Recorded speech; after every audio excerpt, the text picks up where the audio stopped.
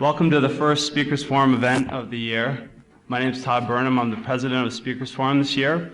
And first, for some details on, can everyone hear me like this? Is this good?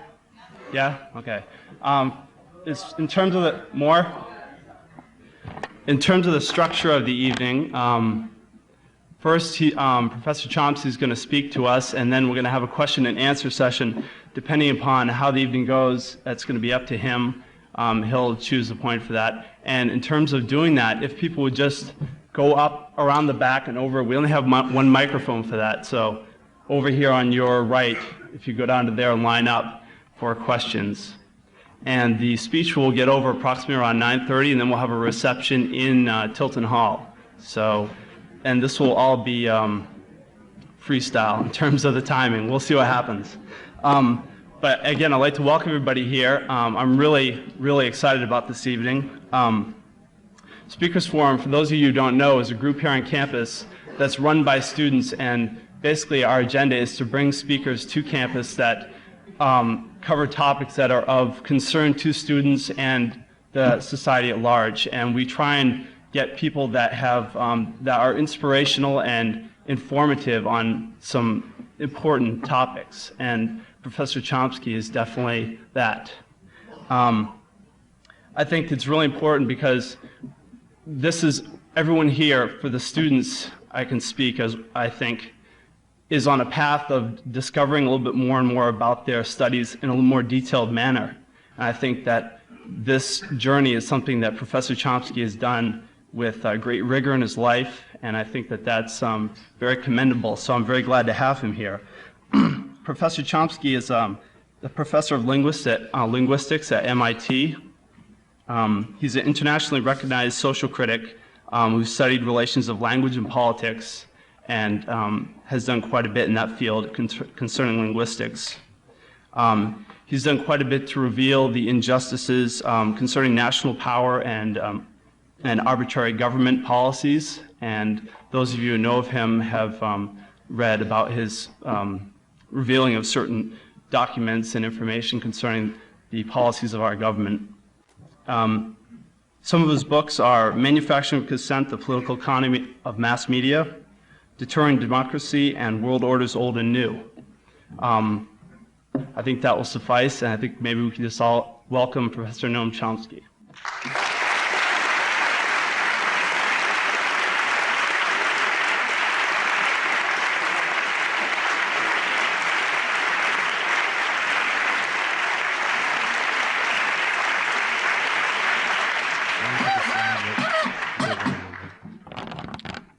Happening here. Just want to get this out of the way. Can I get it over there? So, yeah. These guys who really won the world are these technicians who always have you in line. Well, there's a conventional doctrine about the new era that we're entering, and the promise that it holds. It's so conventional that it's pretty much of a waste of time to give you representative quotes. It was announced again a day or two ago by the National Security Advisor, Anthony Lake, in a long article in the New York Times, in which he talked about the current task, which is to, in his words, consolidate the victory of democracy and free markets. This is in the article's elaboration of the so-called Clinton doctrine, which he had himself put forth. He's the intellectual in the administration. He's from around here, incidentally, which I guess is why he's so smart. The Clinton doctrine, which, as he explained it, was to move beyond containment to enlargement. That's the basic theme. Up until now, we've been containing threats to the values that we uphold: freedom, democracy, human rights, international law, free markets, and so on. And now that we've won that battle, we can go on to enlarge the domain in which we can realize our ideals. And this is accepted as virtually a truism by commentators. So, for example, the chief diplomatic correspondent of the New York Times, Thomas Friedman, describes here, he's not advocating, but just describing as a matter of fact, that America's victory in the Cold War was a victory for a set of political and economic principles, democracy, and the free market. At last, he says, the world is coming to understand that the free market is the wave of the future, a future for which America is both the gatekeeper and the model. And there's kind of another part of the refrain, sort of counterpoint to these themes, which is that the world is lucky to have such an angelic power to minister to its needs and wants, that we're constantly informed, for example, recently in a book by Henry Kissinger, much praised book on diplomacy, in which he explains that the United States is unique in history in its altruism and the nobility of its guiding ideals, which he considers a flaw. It's not good to do that. This crusade that we're leading all the time for democracy and free markets and international law and human rights is harmful for us, and in general we're overdoing our mission of mercy, he and many others believe. Another one who agrees with him is the well-known elder statesman George Kennan, who's one of the founders of the current world order, from one of the design architects of it from right after the Second World War. And he argues recently that it's by example, not interference, that a country such as ours can most benevolently influence world affairs. We can leave the grubbier things to other people who don't share our noble ideals, and the best thing we can do for other people is to be a good model for them. It's possible that that's the principle that underlies the fact that we have one of the most miserly aid programs in the developed world among the industrial countries, and that would, after all, follow if the best way to help other people is to look after our own welfare. Then it would be harmful to them to give them aid the way other countries do. So that at least makes sense. Sometimes these ideas are elevated from near universal doctrine to pure logic. For that you have to go to really sophisticated places like Harvard, where they have a professorship called the Eaton Professorship of the Science of Government.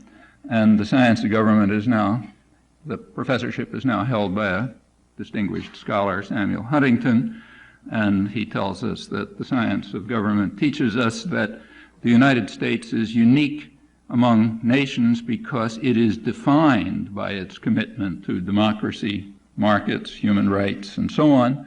And since that's a matter of definition, facts are plainly irrelevant. So it would be a pretty stupid person who would do experiments to try to demonstrate that 2 and 2 is 4. That's a matter of definition, and so is our commitment. So it's really quite unnecessary to look at facts. That makes life much easier, incidentally. I don't want to suggest that, although these views are close to universal, I mean, you really have to go way out to the margins to find somebody raising some skepticism about them. There are people, it would be misleading to say that nobody looks at facts. In fact, people do, and sometimes they even do so fairly honestly, even telling the truth. So take the matter of democracy. Some of the best mainstream work on this, highly regarded and properly regarded work, in particular on our democracy crusade of the last decade of the 1980s, is by a senior associate of the Carnegie Foundation named Thomas Carruthers, who's written a book and a number of articles on U.S. contributions to democracy, the Reagan Crusade for Democracy. And he has the advantage of writing both as from a scholarly point of view and as an insider. He was in the legal department of the Reagan State Department working on democracy enhancement programs in Central America. So he sees it from the inside as well as just looking at the results. And he points out, he says that the policies were very sincere, but they were a failure. In fact, they were a remarkably systematic failure, although he doesn't really comment on that. He gives the evidence, but doesn't draw the conclusions.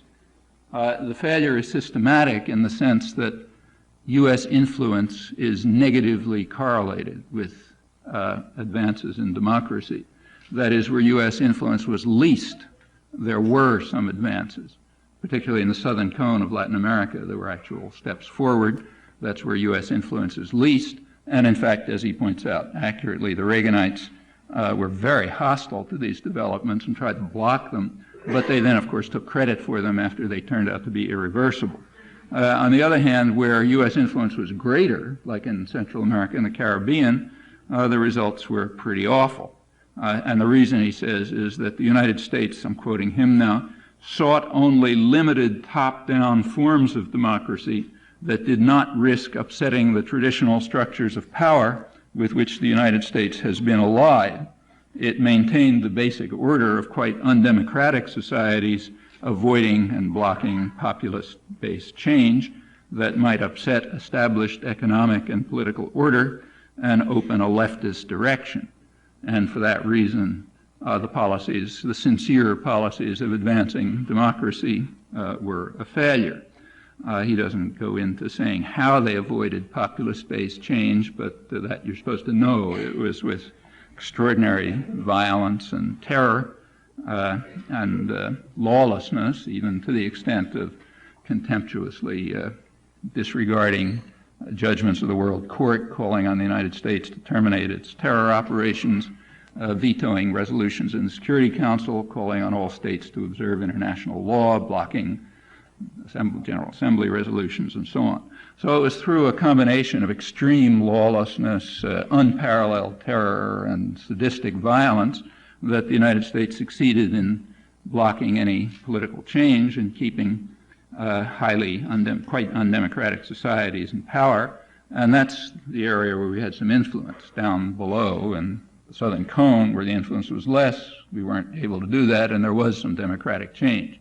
So the policy was a failure, pretty much in the sense that the Russians failed to achieve freedom in Eastern Europe.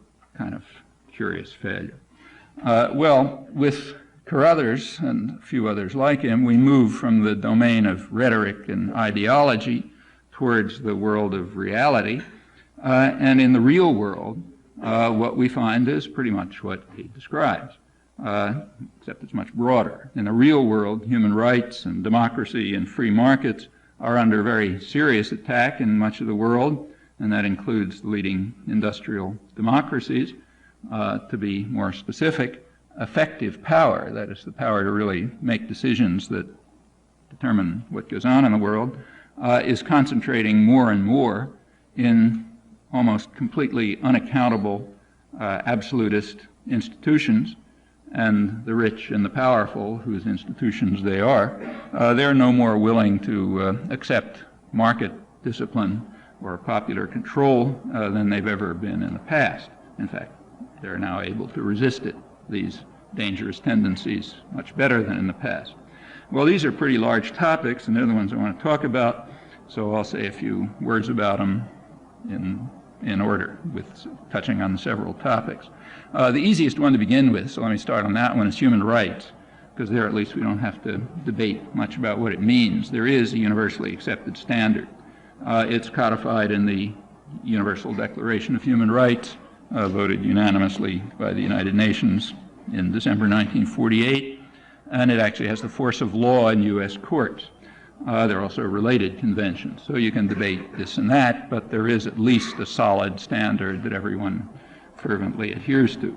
And indeed, there is a great deal of impressive rhetoric about how we stand for the principle of universality of the Universal Declaration, and we defend that principle against backward third world people who plead what they call cultural relativism. They say some aspects of it don't apply to them, but we're not going to take any of that nonsense. All of this reached a crescendo about a year ago at a conference in Vienna where the United States was very highly praised by its own press and its own intellectuals for leading the defense of the universality of the Universal Declaration and beating back the challenges from the South. I stress it was highly praised by its own press and its own intellectuals. There were also some other voices. There was a counter-conference at Vienna representing the overwhelming majority of the people of the world, organized by NGOs, non-governmental organizations, human rights groups, various social groups, and they had a big conference with all sorts of people there as a counter-conference, and it was published in a publication by the Women's International League for Peace and Freedom. It's Geneva-based, and since we're fortunate to live in a free country, we don't have to only read what 100% of the press and commentary was saying. We can also read the report of that counter-conference, which was published in an edition of 200 copies in Nepal. So that's the advantages of freedom. You really get everything available. It's what's called the free market of ideas. And a pretty typical example of it, I should say. The rhetoric about our, magnificent stand is very rarely sullied with any reference to what the Universal Declaration actually says. And, in the light of the great awe and self-acclaim that it elicits, it's perhaps worth taking a look at its actual content. And it's not uninteresting. There are a lot of interesting things to say about it. I'll just keep to a few. One core section of the Universal Declaration has to do with what are sometimes called anti-torture rights. That is, the right to be free of torture, mutilation, massacre, and so on the part of the state authorities. That's like one element of human rights. And on this, the U.S. record is very consistent. It is strongly in favor of torture, sadism, violence, and terror. That's overwhelming. In fact, there are several academic studies pointing it out. The place to look, of course, is again the place where we have most influence, which is Latin America, although it's not different elsewhere. There's the leading academic specialist on human rights in Latin America, Lars Schultz, of the University of North Carolina, did a study about this around 15 years ago, right at the end of the Carter administration, and he just ran through the U.S. record. What he did actually was correlate U.S. aid with torture, and the correlation was very close, kind of close correlation you rarely get in social sciences. He pointed out in summarizing that U.S. aid tends to flow to countries that torture their citizens, to the hemisphere's most egregious violators of fundamental human rights. And that includes military aid, runs right through the Carter years, and the aid is uncorrelated with need, although it is correlated with the climate for business investment. That is, the better the climate for investment, the more the aid goes, as was pointed out in another study, this one global, not just Latin America, by Edward Herman, a colleague of mine actually, who's an economist at the University of Pennsylvania. And there's a reason, of course. I mean, aid tends to go to places that yield profit. That's what aid is. It's a technique by which the public subsidizes American investors. It's called aid. So naturally, it goes to places where they can make more money, where the investment climate improves. And it turns out that it is, in the third world, very commonly the way to improve the investment climate is to murder union organizers and torture priests and smash up peasants who are trying to form unions and so on and so forth. And so you get a secondary correlation between U.S. aid and torture. It's not that the State Department loves torture. They basically don't care one way or another. But you get this secondary correlation from what they do.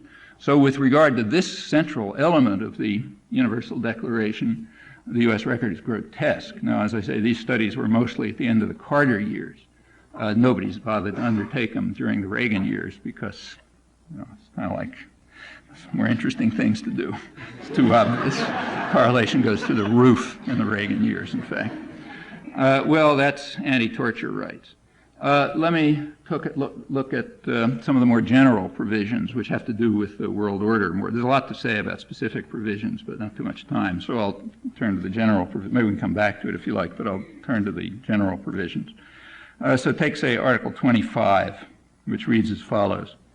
Everyone has the right to a standard of living adequate for the health and well-being of himself and his family, including food, clothing, housing, and medical care and necessary social services, and the right to security in the event of unemployment, sickness, disability, widowhood, old age, and other lack of livelihood. Well, let me just side comment. Notice this is 1948, hence the sexist language. If it was written today, you'd say it a little differently, but you know, you get the idea.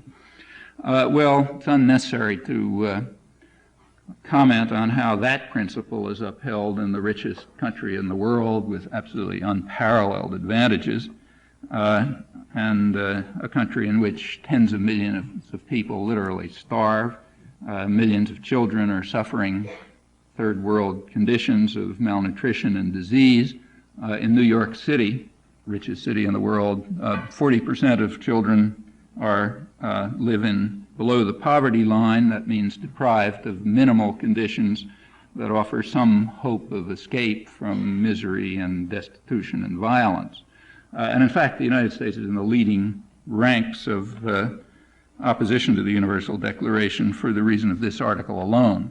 Simply to compare it with other industrial countries, the U.S. poverty level is twice as high as England.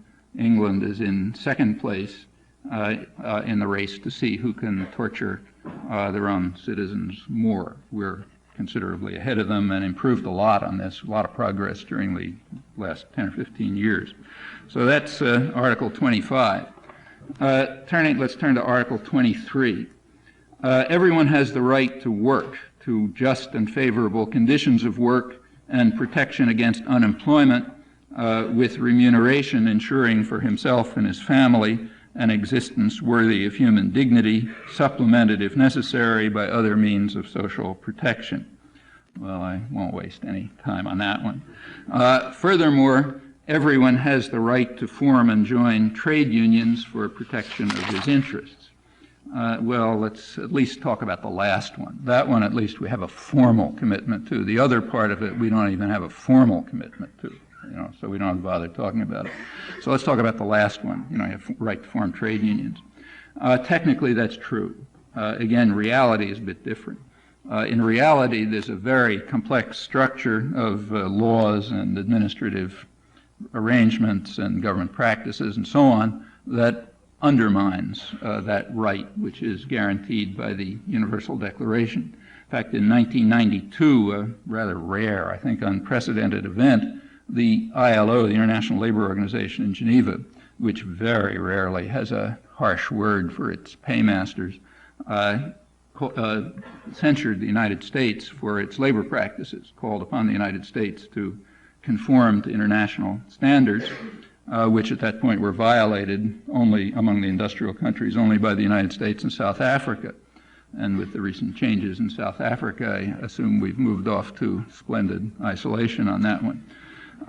Illegal firings for union organizing have increased by a factor of 6 in the past 25 years, mostly in recent years. There's actually kind of an interesting article about this in Business Week, their cover story last May. Quite accurate story. Business Week reports that during the Reagan years, there were thousands of people illegally fired for attempting to organize. And they have no recourse because it's a criminal state. It's a state committed to criminal activities, and therefore the state won't prosecute. They told the employers, you want to carry out illegal activities, that's fine, we approve of it. This was part of the general advocacy of domestic crime, its counterpart to the advocacy of international crime, and it's more generally part of the big enterprise of creating a very powerful and in fact quite massive, expansive welfare state for the rich, grossly violating U.S. law as well as customary international law as enshrined in the Universal Declaration that we so worship.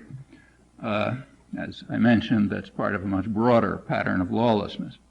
Well, this destruction of unions is a criminal activity, as Business Week correctly points out, and is very successful, and the reason is it's supported by a criminal state. And here I'm using the term criminal in a very narrow sense. I don't mean it metaphorically. I mean in the sense of violating its own laws. And it shows that, contrary to what you're taught in Sunday school, crime does pay. In particular, it pays a lot when the state and private power, the two centers of power, are dedicated to crime. In that case, it pays very well, and this is a case in point. And this the success of these state corporate criminal activities has many effects. You read one of them in this morning's headlines. The elimination of healthcare programs is directly traceable to the lack of democracy in the country. That is, to the fact that there is no way for citizens groups to organize to put forward any program.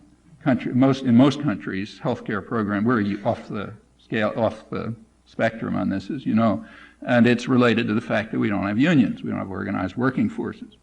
That's a little misleading to say that healthcare reform is off the agenda. Actually, what happened ends up being worse than it was before, because before all the talk about welfare stuff, there was health care reform. There were at least tax rebates for people who paid health insurance. That's off. Still there for employers, but not for people. So we have an improvement.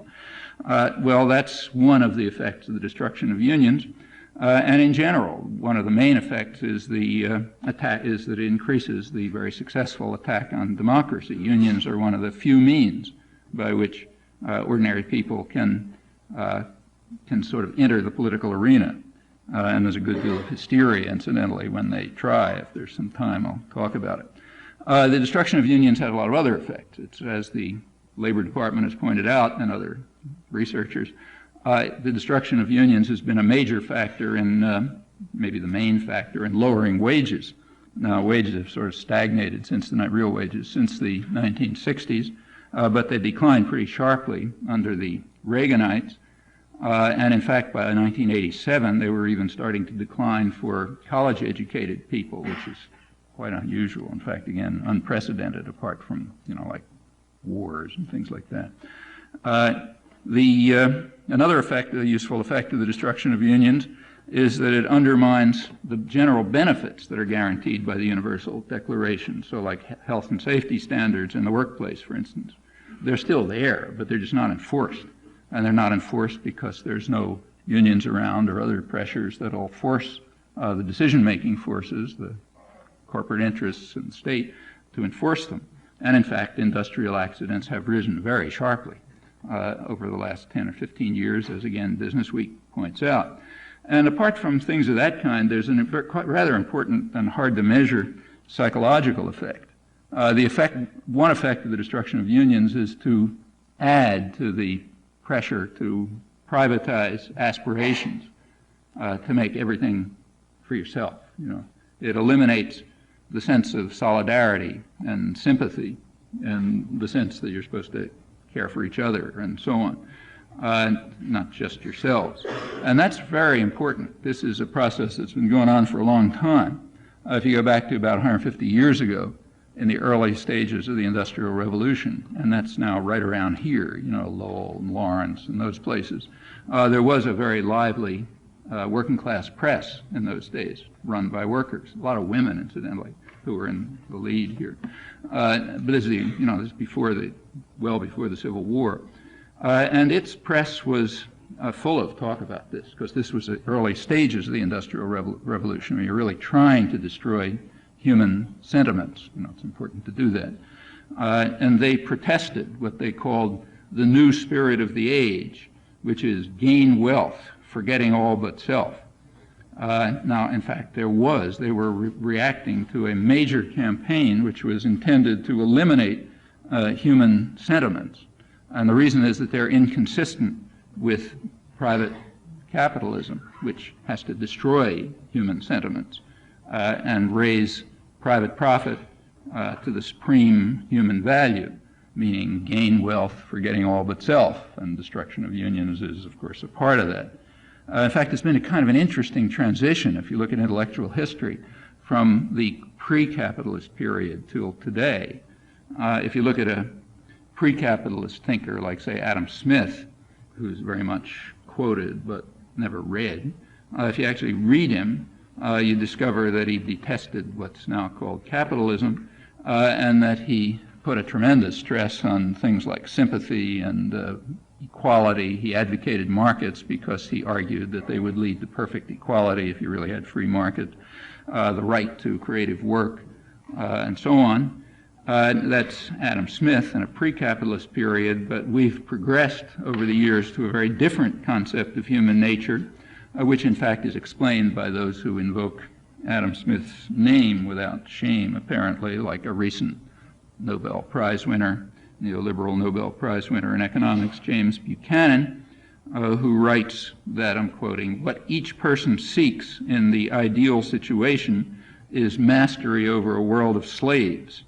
In case you hadn't noticed, that's what you seek according to prevailing ideology. It's something that somebody like Adam Smith would have regarded as totally pathological, but that's just part of his general hostility to capitalism. And it is the new spirit of the age, which is gain wealth, forgetting all but self, something that's driven into your head every time you turn on a television set, and so you're sort of, you're battered with it from from early childhood on till today. Well, it's wrong to leave the issue of human rights without mention of the issue of sanctions. That's just very lively now. So let's say take say Indonesia, interesting case. One of the worst human rights violators in the world, and as you would expect, one of the major recipients of U.S. aid and support. It has a horrendous human rights record, not only at home, but even more in its near genocidal massacres that it's carrying out in its aggressive activities. And there are no sanctions. Certainly the U.S., Britain, and France are not going to talk about sanctions. On the contrary, they're participating with as much enthusiasm as they can manage to muster in these criminal atrocities on the principle that what you ought to do is gain wealth, because you do gain wealth from them. The atrocities do, in fact, contribute to wealth, like the slaughter of maybe a third of the people of Timor has contributed to the ability to rob its oil. And the right people gain wealth from that, so obviously you don't talk about sanctions. In fact, that's ridiculous since we're participating in the atrocity. However, sometimes Indonesia does something that does call for sanctions and punishment. An example occurred about a year ago. The World Health Organization had, despite extreme protest from the U.S. and its allies, the World Health Organization had approached the World Court with a request for an opinion on the legality of the use of nuclear weapons. Question, are they legal under international law? That would, of course, entail that it's not legal to have them if it's illegal to use them, which would mean you might actually have a non-proliferation treaty of a serious kind. Well, as you can imagine, the rich countries went berserk over this, and it got worse just a year ago when the non-aligned movement, 110 countries of the non-aligned movement, again, representing the overwhelming majority of the world's population, they proposed a resolution to the General Assembly, and the resolution requested that the World Court give an opinion on this issue, on the issue brought up by the World Health Organization. Well, in the face, and Indonesia happened to be each year there's one country that's sort of speaks for the non-aligned movement. That year it happened to be Indonesia. Well, in the face of that atrocity, the guardians of international morality quickly leaped into action, and the U.S., Britain, and France threatened Indonesia with trade sanctions and termination of aid unless it withdrew this resolution, as of course it quickly did. Meanwhile, it's continuing its terror and repression with the enthusiastic support of the very same powers and indeed participation, and it's accompanied by the usual total silence on the part of respectable opinion. Facts have yet to be reported, although again it is a free society. So if you happen to subscribe, say, to the Catholic Church press in Canada, you can learn the facts, and there's a few other places where you can learn them. You read Z Magazine, you can learn them. But in effect, it's the free marketplace of ideas working again. And of course, you do hear something, namely the usual accolades for our nobility and their support for the universality of human rights and so on. Well, that's not the only place we're hearing about sanctions a lot now. Happens to be closer to home, namely on Haiti, and that's one that's worth looking at carefully. The regular drumbeat of commentary is that we just had to intervene because sanctions weren't working. Read that every day in the paper. I won't bother citing quotes. Well, that is not a total lie, only about 90% of a lie. After the coup that overthrew the Democratic government in September 1991, right after the coup, the Organization of American States declared sanctions, and the U.S. formally agreed to that. However, you have to stress the word formally. The U.S. also made it clear that it was not that nobody should take them seriously. It made it clear in the way that a great power can make it clear. For example, by not bothering to close the Dominican border, which takes no effort. You tell the Dominican military to close the border, and it's closed. That's the reason we invaded the country 30 years ago, to ensure that we don't have any disobedience on things like that. But that never happened. So the Dominican border remains completely open and porous somehow. We just can't figure out a way to close it. But that's a trivial part of it. Within a few weeks after the sanctions were announced, President Bush formally announced an exception to the sanctions. Namely, U.S.-owned factories in Haiti were allowed to continue their operations and trade and commerce.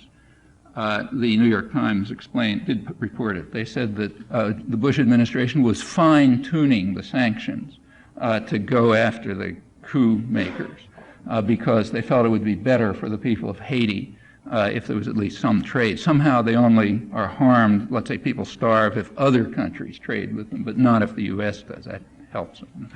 And in fact, if you look at the year 1990, the next year, you find that U.S. trade with Haiti, while not at the norm, was not that far below it. That was never reported. But of course, it takes a lot of work to find that out. You have to make a phone call to the Commerce Department like I did. And, after all, there's a limit on the amount of time that reporters have. So trade was approximately at the, a little below normal level the first year of the so-called sanctions. Then Clinton came in. He was going to change everything, and he did. Trade went up 50% the first year of the Clinton administration. So it's not a total lie. Actually, there's been a dramatic example of what all this meant just about a week ago, but it's still under wraps as far as I can see. Last week everything was full of Haiti news, from Monday when from Sunday when Carter was there on. Sunday night, around midnight, the AP wires started sending stories, interesting stories, which have yet to make the press, as far as I know, and that went through the rest of the week. The stories had to do with oil shipments to Haiti. Well, anybody who'd been paying attention knew that the oil companies were continuing to supply oil. You just look at the price of oil to see that, In fact, everybody knew it. But it was supposed to not be happening because there are sanctions. Well, the stories, the AP stories, this is the most important story of last week by far, starting right before the American troops landed and then going through the week. These are leaks from a Justice Department inquiry. The Justice Department inquiry was started about a week ago. This was at the period when the Clinton administration was starting to, whip up a little enthusiasm about intervening, and the press started discovering that they kill orphans and all that kind of stuff. And part of it was an inquiry, some indication to the Justice Department that they would have a look at how come oil keeps getting in there. And they looked, and they quickly found things, and since obviously nobody's going to do anything about it, somebody leaked it to the press. And it got at least as far as the AP wires, but that's where it stopped. The stories are essentially this, that the Texaco company, the three corporations, Exxon, Shell, and Texaco, Shell and Exxon could get around it by claiming that they had subsidiaries in other countries, and those subsidiaries were sending the oil, and naturally we can't do anything about that. So what we're left with is Texaco. Texaco doesn't happen to have any subsidiaries. So within a couple of months after the sanctions were announced, they got an official cease and desist order from the executive branch, from the Bush administration, telling them to stop this criminal violation of law. However, they were also told on the side to forget it. And that went up as high as Secretary of Treasury Brady, the Secretary of Treasury in the Bush Department, who said, look, there's not going to be any prosecution. At that point, Texaco informed the Justice Department that they were going to set up a blind trust, and it's the blind trust that would be shipping the oil. The Justice Department informed them that that was illegal, but that nothing would be done about it. And that's where the issue was left till the Clinton guys came in, and they further decided to do nothing about it. And in fact, the first time anybody even thought of doing anything about it, apparently it was about like 10 days ago or something, that's the sanctions. That's oil, central part of the sanctions. So the big story of last week, big headlines, if there was a free paper in the country, would have been U.S. never imposed sanctions. The government criminally determined that it would not abide by its own law to block the shipments of oil to Haiti. Not that it's a big surprise, but since it's never been reported, it might have been useful to report it. And I assume it'll get in the press sooner or later. For one thing, a number of congressmen have been very upset about it and are calling Gonzales in Texas particularly, who's quite good, has been threatening an inquiry. And sooner or later it'll break through, like 10 years from now or something. Somebody will know about it. So that's sanctions on Haiti. There were, of course, some kinds of sanctions, but they were targeted against the poor. And the reasons were very clear to everybody except the educated classes in the United States, and everybody in Haiti certainly understood it. The U.S. simply does not want the democratic system restored. What it wants is to get back to the situation before the election of December 1990, which was unexpected. Nobody had been paying any attention to what was going on in the poor areas of Haiti, like peasant areas, the slums, and so on. And therefore it was assumed that the U.S. would get its kind of democracy, top-down democracy, which doesn't change the structures of power. And then all of a sudden it turned out that Haiti actually had a civil society. They had a democratic tradition of a kind that we don't have. So if we want to learn some lessons in democracy, we could go there, say. But they actually had it, and they swept the candidate into office. And ever since then, the only question is, how's the U.S. going to get rid of him? Well, we're now back to the situation prior to the election. I'll go into the details later if you want, but essentially the situation is now back to prior to the election. We've managed to reverse it with the big advantage that now even the popular movements are destroyed. So we don't have to worry about that kind of problem again.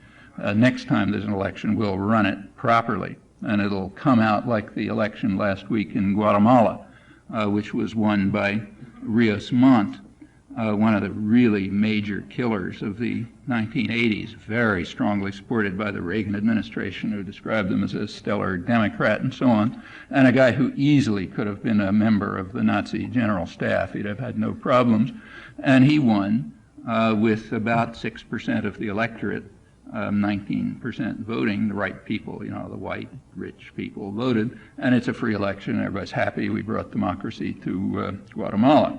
And we'll set it up so that there's an election like that in Haiti before too long. There's a lot of things going on, but I won't proceed. Well, there's a lot more to say about this, but I want to talk about something else. So I'll go to, if you want, there's a lot more to comment about sanctions. The Cuba-China story, for example, is a very interesting one. However, let's put that aside, time being brief. Well, let's turn to back to Article 23. Still on the Human Rights Declaration. Everyone has a right to work under just and favorable conditions. The ILO, the International Labor Organization in Geneva, had a big report that came out last January in which they concluded that about a third, a little under a third of the world's population is unemployed. It's a technical notion which means not enough for minimal subsistence. And they describe it as a crisis like the 1930s, except now it's global, and in fact it's much worse than the 1930s if you look. That's one crucial part of an enormous human rights catastrophe over the world. There's, according to UNESCO, about 500,000 children die every year from just debt repayment, just that one thing, debt repayment. What's debt repayment? Debt repayment means that the banks, the big commercial banks, which happen to be flooded with money for various reasons in the 70s, lent money to their favorite dictators in the third world, and now the poor people, these are bad debts, and since we don't believe in capitalism, the debts are socialized. So it's the taxpayer in the United States in one or another form who pays them off, and the poor people in the third world countries who had absolutely nothing to do with it. This is our dictators borrowing from our banks. But the poor people in the poor countries and all of us have to pay these costs because, as I say, nobody believes in free market. If you make a bad debt, it's the public's responsibility. That's the system of socialism for the rich that we live under. And of course, for the people who really suffer, not you and me, just adds to our taxes a little, but the people whose children are dying every year at the rate of 500,000 a year. From that one thing alone, there are about 11 million children dying every year, according to the World Health Organization, from easily treatable diseases, things like diarrhea, like 5 cents to treat it, a little salt water or something. That's what the director of the WHO calls a silent genocide. And in fact, we wouldn't hesitate to use such a term for the death of 11 million children every year. If somebody else were responsible for it, then it would be genocide. But since we're responsible for it, we don't talk about it or hear about it. This has now spread to Eastern Europe. Since 1989, the Eastern European economies, as you know, have been in free fall. They're now back to where they were about 70 or 80 years ago. And UNESCO recently did a report on the effect of the reforms, as they're called. Reform, notice, is a very loaded word. Reforms are good things. If you're opposed to reforms, you're bad, So if someone thinks like there was some other way to get out of Soviet tyranny, then you're bad. You're reactionary and opposed to reforms. So we're now talking about reforms, this neutral thing. Reforms have had their effects. UNESCO estimates that in Russia their effects are about 500,000 extra deaths every year, and similar proportions elsewhere in the region. Well, that's part of the attempt to return Eastern Europe back to its third world origins, from which it tried to escape early in the century. And it's now driven back. Cold War was won, so it's now going to look like, Central Africa and Brazil and other places that are properly run. In the United States, they're the same effects, but after all, it's a rich country, so it's not 500,000 deaths a year. There is, in fact, even a recovery going on, rather sluggish. It's about half the normal rate of post-war recoveries, about a third the job growth of normal recoveries. A lot of those jobs are a very high number of them are temporaries. That's incidentally considered a good thing. It increases the flexibility of the labor market, it's called. And that's a good thing, too. Flexibility of the labor market means you don't know when you go to bed at night whether you're going to have a job tomorrow morning. And as any economist can explain to you, that's good. That's good for the health of the economy. Health of the economy is a technical notion which is defined in a very specific way in the ideological fanaticism that's called economics. Health of the economy is defined in such a way that the economy can be extremely healthy while just about everybody's starving to death. Those two things are uncorrelated. So like health of the economy has to do with things like GDP per capita, but it doesn't have to do with things like, say, the Gini coefficient, the measure of inequality. And there's nothing scientific about this. These are just instruments of class war, these particular definitions of health. But if you look at the notion of health, you better learn these things like you want to get ahead in the world. You have to understand the difference between health of the economy and health of the population. As I say, they can be completely uncorrelated. They often are, in fact. Anyhow, flexibility of the labor market improves the health of the economy, as can easily be explained. Another thing that's happening is an increased workload. Well, again, you listened to this evening's news, as I did while I was driving in here, and there's a big GM strike going on because the workers are simply being squeezed to death. They're increasing workloads. In fact, working hours have now increased to the highest level since the Depression. They keep going up, and they've reached their peak. Well, that's good too. It also increases the health of the economy. It may not be very good for people, but as I say, that's a different measure. All of this is part of a much broader development. It's what the Wall Street Journal about a year ago called a welcome development of transcendent importance, namely a big change from 1985 till the present. U.S. labor costs per unit output, in fact wages, which were the highest in the world, as you'd expect in the richest, most privileged country, are now the lowest in the industrial world, except for England. They're still ahead of, we keep racing them. In 1991, we got a little below England, but then they beat us out again, so they're still first on this race. So that's a welcome development of transcendent importance. Wages keep declining. They're now the lowest, labor costs are the lowest in the industrial world. Working hours are going up. That has all kinds of effects, like destruction of families. You know, people are supposed to be interested in family values. Well, you know, two parents are working full time, maybe 4 jobs between the two of them, and there's no daycare because we only believe in socialism for the rich. Has a certain effect on family values, but you know that's not Dan Quayle's business. Or the Atlantic Monthly's, which thinks he's great. But these are other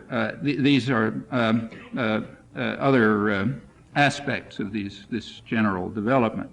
Now there's a claim, you know, which again you read all the time, that all of this has to do with kind of laws of nature, you know, sort of market forces, which are kind of inexorable, you know, you just sort of live under them. And several are mentioned. One is automation, which of course drives people out of work and increases efficiency and so on. And the other is international trade, which just, you know, globalizes the economy and has all these consequences, and those are supposed to be market forces.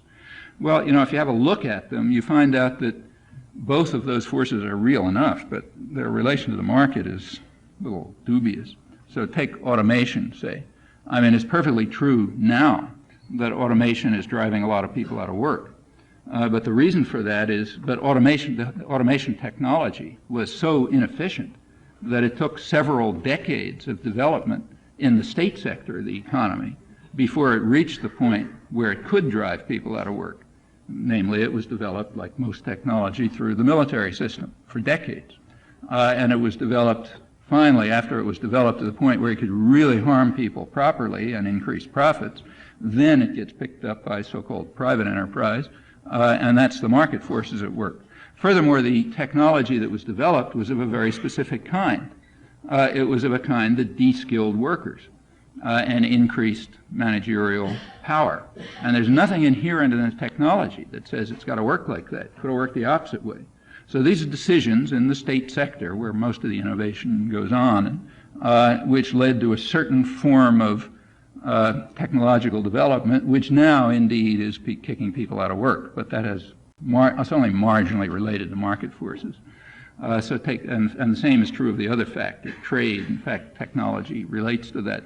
One of the things that's making trade efficient, for example, is new technology like containerization, which the development of which again was so inefficient that it had to be carried out through the state sector. It was developed by the Navy for years. And after you guys paid for it with your taxes to develop it in a particular fashion, it's now being handed over to so-called private industry to drive people out of work. And there are many other forms of public subsidy that keep trade artificially efficient outside of market forces. So to take only the obvious example, the efficiency of trade depends on transport costs. But transport is very highly subsidized through the state sector. Every form of transport is state subsidized, whether it's roads or airplanes or maritime industry or whatever. Furthermore, that's only a tiny piece of it. Part of the reason why trade is inexpensive is because energy costs are kept within a certain range, not too low, because the big energy corporations, which are mostly U.S., have to make a lot of profit, but not too high, because that might cut into the efficiency of trade. And energy costs are kept that way by the Pentagon. In fact, a very substantial part of the Pentagon budget is aimed precisely at that. The main intervention forces have always been targeting the Middle East. And for years it was claimed that that's because of the Russians, but with the Russians gone, that pretext has been abandoned. You know, one nice thing about the end of the Cold War is you don't have to waste time arguing about it with a lot of lies anymore, because most of them have been abandoned as useless. And now it's officially recognized, as the White House put it right after the fall of the Berlin Wall, when it was calling for its next Pentagon budget, that we need huge intervention forces aimed at the Middle East, where the threats to our interest could not be laid at the Kremlin's door. That's nice. You know, after 50 years of lies, it now turns out that it wasn't the Kremlin that was the problem, it was the indigenous population, so we still have to keep the intervention forces, which has the advantage at least of being true. But those are some of the ways, and I'm putting aside what's called externalities, like, the costs of pollution, what happens to future generations, and that sort of thing, depletion, tons of costs. If the costs of trade were ever calculated, which they're not, we don't know what the number would be, but its efficiency would be well below what it appears to be today. These are not the effects of market forces. All that aside, there's a certain kind of deception even in the notion of trade. So a large part of what's called trade isn't trade at all. In fact, not a small part. Like around 40% of what's called trade is actually internal to particular corporations. So like more than half of U.S. exports to Mexico don't enter the Mexican market. They're just shipped from some U.S. corporation here to a branch that it has across the border where they can get cheaper wages and pollute more easily and that sort of thing, and then shipped right back here. That's trade in the sense that it crosses a border, but it has nothing to do with the market. It's just centrally managed commercial interactions with a very visible hand and huge market distortions, because it's associated with all kind of techniques of pricing and so on to undercut market forces and protect the rich. Well, over 50% is not a small number. That's a big number. And we don't know what the actual numbers are. These are the reported ones. But a huge part of trade isn't trade, and the part that is trade is not reflecting market forces. It's reflecting all kinds of state intervention. So to talk about the inexorable market forces that are leading to these things is just more deception. It's the kind of thing that you go to college to learn how to do, but you might as well be aware of what you're learning. Incidentally, this goes all the way back to the origins of the Industrial Revolution. I don't think there's a case on record of any country that's industrialized through market forces. Every single one that I've ever heard of made progress through extensive state intervention. That's certainly true of England, the beginner in the racket. The British deindustrialized their colonies by force. They protected British industry from Irish woolens and Indian textiles far back as 1700, and they also did it with a lot of violence. They ended up deindustrializing both India and Ireland, and indeed other colonies where they could manage it. This, I should say, was bitterly condemned by Adam Smith over 200 years ago. The United States was quite apart from that. The Industrial Revolution itself was fueled by cotton, after all. Industrial Revolution took off from textiles. That's what the Lowell and Lawrence Industrial Revolution started with, just like the British, and that then spun off, machines and other things. Well, how do you get textiles to be cheap? Because you keep cotton cheap. Cotton was like the oil of those days. And how do you keep cotton cheap? Well, by exterminating the native population and bringing in slaves. It's a little hard to even imagine an interference with market forces more dramatic than that, but somehow that doesn't enter into the discussion of how market forces led to the Industrial Revolution. England was made very certain as soon as it got a step up in this game that it was going to block industrialization elsewhere. So, for example, Egypt began an industrial revolution in the early part of the 19th century, about the same time the U.S. did. But in Egypt, Britain was able to block it, and they did. Egypt had its own cotton, incidentally, as India did. But England was able to block it and turn it back to a deeply impoverished society and they were pretty frank about it. They just didn't want the competition. Nothing about market forces. And that goes on. After the U.S. took over after the Second World War, it has acted in very striking ways to prevent India and Egypt, again, to develop industrially. We had the power to do it then. And this goes on everywhere. If you take a look at U.S. history, the U.S. was able to start off the Industrial Revolution behind extremely high tariff walls. Economic historians estimate that around here, where it started, about 50% of U.S. manufacturing plants would have gone bankrupt immediately if they hadn't been protected, because British textiles were so much cheaper, not through market forces. And that goes right up to the present. The steel industry was developed behind high protectionist tariffs. If you come to the modern period, you look at electronics or aeronautical industry or just about anything that functions. It has a huge state subsidy behind it, wouldn't exist otherwise, and that continues until the present day. Actually, all this increased under the Reaganites. There's kind of like a law of political science which says the more people scream about free markets, the more they violate them, something like that. I'm not sure how perfectly that works. Probably it's not as close as the correlation between aid and torture, but it's high. So nobody was more eloquent about market forces than the Reaganites, who increased the state share of GNP more radically than at any time since the Second World War. And what's more, they were proud of it when they were talking to the business community, not when they were talking to, the rest of us. So James Baker, the Secretary of Treasury, boasted in a business conference that the Reaganites had increased protection for American manufacturers more than any previous American administration in the post-war era. He was being a little bit modest. It was actually more than all of them combined. They roughly doubled the percentage of U.S. imports that were subject to one or another form of tariff.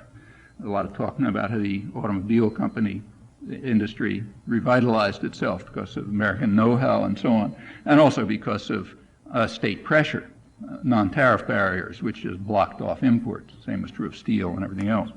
Well, that's the Reaganites. The Clinton guys are going even beyond it. That's why they're getting a lot of business support, because they think that we ought to interfere with the free market even more radically. And in fact, in a way, they're kind of open about it. Like you may recall when last November, Clinton went to, there was this Asia-Pacific summit in Seattle, and Clinton went there and gave this dramatic speech about his vision of the free market future. I think they called it the grand vision of the free market future or some big thing, big headlines all over. And if you look, you'll notice he gave and he actually picked out a corporation, which he said is the model for the free market future. The Boeing Corporation is what he picked. And in fact, he gave the speech in a hangar of the Boeing Corporation. Everyone applauded the vision of the free market. I mean, you couldn't pick an example that's more comical. The Boeing Corporation is publicly subsidized corporation. Couldn't exist otherwise. Wouldn't be the biggest exporter in the United States if taxpayers weren't paying for it. Boeing Corporation made virtually no profits before the Second World War. During the Second World War, doing its patriotic duty, it was able to rip off a lot of money, and it became quite rich. But after the Second World War, you read the business press, it was going to collapse. Everybody knew and said that the aeronautical industry can't survive in the market. So the question is what you do about it. And the answer that was hit on, in fact, for the whole economy, was pretend there's a war going on. And therefore, we'll subsidize the aeronautical industry via the Pentagon, exactly like computers and electronics and everything else. And that was done. The Secretary of the Air Force, Stuart Symington, pointed out that that the word to use is not subsidy, it's security. And that's what we've been hearing ever since. The word isn't subsidy, because that doesn't sound right. The word is security. And that's why you have the Boeing Corporation. In fact, its military component is going up again. You can't actually measure the extent of military support because of the transfer of technology, which is pretty hard to measure from military production to civilian production. But the aircraft industry, which is indeed our biggest exporter, and also a crucial part in the world's biggest industry, namely tourism, which contributes enormously to U.S. favorable balance in services, that's publicly subsidized. And it was nice that Clinton picked that example to illustrate so dramatically his commitment to the free market.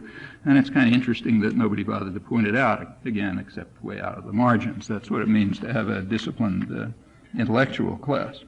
Well, a lot of rhetoric about free markets, but you have to remember that nobody believes it, except for the poor. They are to be subjected to market discipline. So the poor abroad and the poor at home, for them the market is a great thing, but not for me, please. We don't want markets for ourselves, certainly no market discipline. We want a powerful state organizing public subsidies to keep us profitable and beating down anybody who gets in our way. That's market ideology. Well, returning to the international economy and the right to work, which is in the Universal Declaration, the fact is that people's lives are being destroyed on an enormous scale. That's just true through unemployment alone, forgetting all these other things. Meanwhile, everywhere you look, you find work that these people would be delighted to do if they had a chance, and that would be highly beneficial for them and for their communities. That is beneficial to people, but not beneficial to the health of the economy. Again, remember, you have to master that distinction. All of this is a brief way of saying that the economic system is an absolutely catastrophic failure. You have a combination of badly needed work, idle hands of suffering people who would be delighted to do the work, and you have an economic system that can't bring those things together. Well, that's, almost a classical definition of catastrophic failure. Of course, this catastrophic failure is hailed as a grand success, and that makes some sense too. It is a grand success from the point of view of the health of the economy in the technical sense, and it's a grand success for a narrow sector of people. And that sector happens to include the ones who are writing the articles and giving the speeches and singing the odes to our magnificence and so on, so it all falls together rather well. Well, I don't know, there's a lot more to say about this and not a lot of time. Let me just say that there are major tendencies in the world economy that are leading to all of this. One of the tendencies, not the only one, is the internationalization of production, which everybody knows about.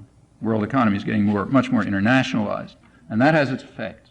One effect is that power is being transferred more and more into the hands of a smaller and smaller group of transnational corporations. The numbers are mind-boggling at this point. Now you have to think what a corporation is. A corporation is about as close to a totalitarian institution as humans have ever been able to devise. It's close to pure totalitarianism in its internal structure. So decision-making is top-down completely. You can be inserted into it in some level at which you take orders and hand them down. If you're outside, you can try to rent yourself to it, or you can buy what it produces, and that's it. Apart from that, it's a totalitarian institution, and huge. They dwarf states. And if you look at their interactions and their relation to banks and so on, it's a degree of concentrated totalitarian power that is beyond anything that anyone's ever dreamt of. Furthermore, it's market distorting, seriously market distorting for the kind of reasons I indicated, the internal transactions and everything else.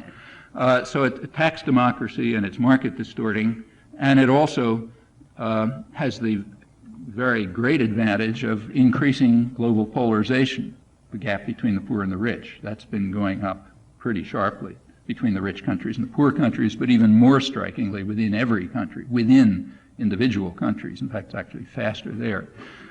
We're an example. In fact, in the industrial world, we're almost in the lead. England's a little ahead of us.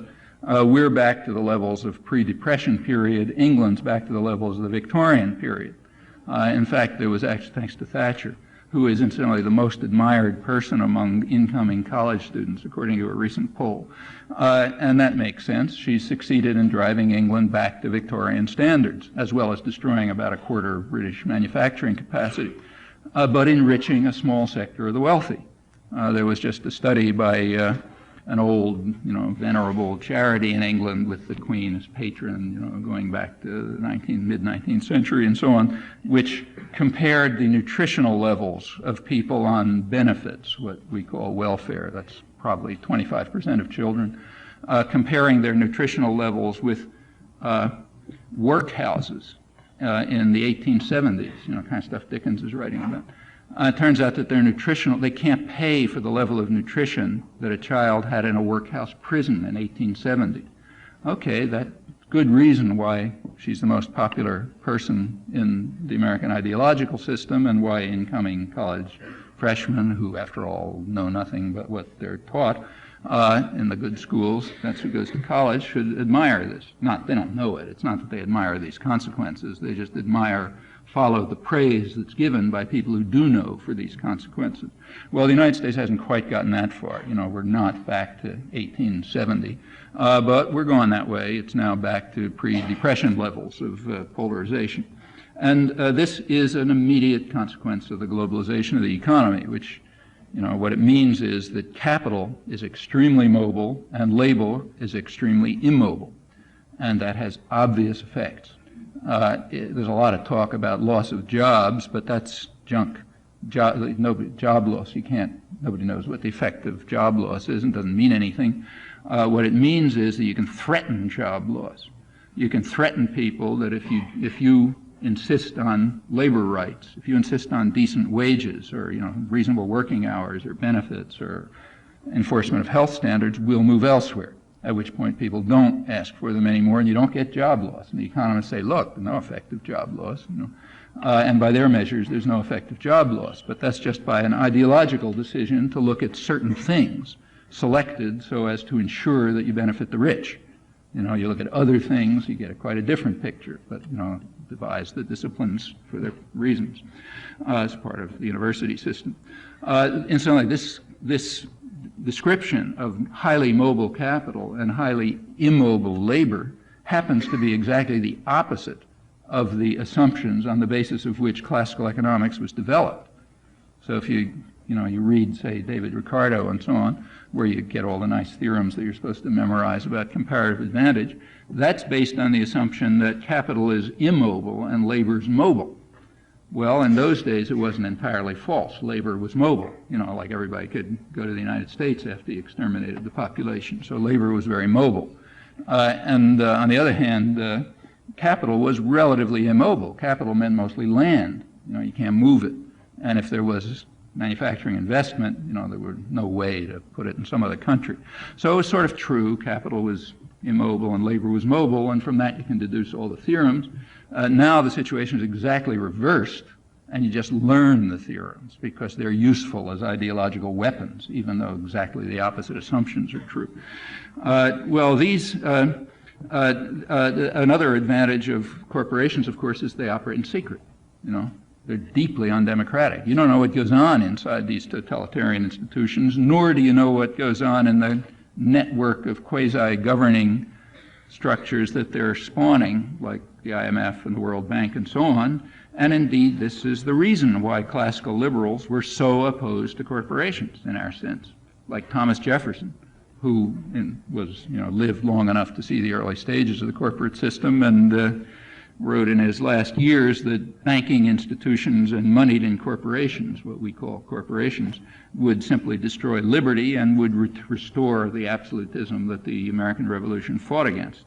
He couldn't dream of how far it would go.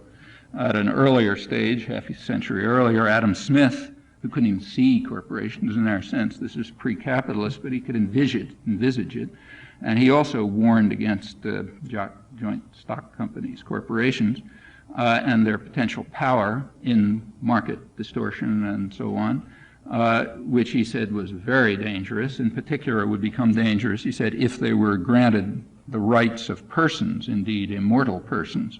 And that happened in the 19th century. It didn't happen through parliaments, like Congress never voted on it. This was done by courts and lawyers and corporate representatives and lobbyists and so on. It was basically through judicial designs, and it created a form of absolutism that's way beyond Jefferson's worst nightmares, and the move to transnational economy just extends this even further. The end of the Cold War just contributes to it. It means there's a new third world labor force that you can use as a weapon to beat what the business press calls the pampered European workers. You can beat them over the head with the idea that you can move across the border where you'll get ample protection, high tariffs, and so on. And that way you can get the Western workers, the pampered Western workers, to cut down on what Business Week calls their luxurious lifestyles. Meanwhile, profits are just zooming. You read the Fortune, every year the Fortune magazine runs its Fortune 500 thing, and take a look at this year's. They're just in awe of what they call the dazzling profits. Even though sales are stagnating, it's not that there's growth, it's just that profits are dazzling while wages are going down. Well, that's what the system is designed for, not because of the laws of nature, but because of conscious human decisions and institutions. The so-called trade agreements just extend that. Well, just to end, there's a kind of an interesting resemblance, almost eerie resemblance, I think, between the current period and the very early days of the Industrial Revolution. Now, then it was just England. Now it's the world. But if you look back to what was happening then, it has some similarities to what's happening now, and it may be instructive. This is the period, incidentally, like the 1820s. You know, it's the period when the economic principles that you're supposed to revere were created, what's now called neoliberalism or classical economics. All this stuff was basically developed then, you know, by people like Ricardo and Malthus and so on. And there was a purpose to that. There was something very definite that was going on. It was extremely important to break down pre-capitalist social arrangements and pre-capitalist cultural conditions and psychological conditions. All that had to be destroyed. Crucial, and it was a crucial part of it. It was what was called, in fact, the right to live.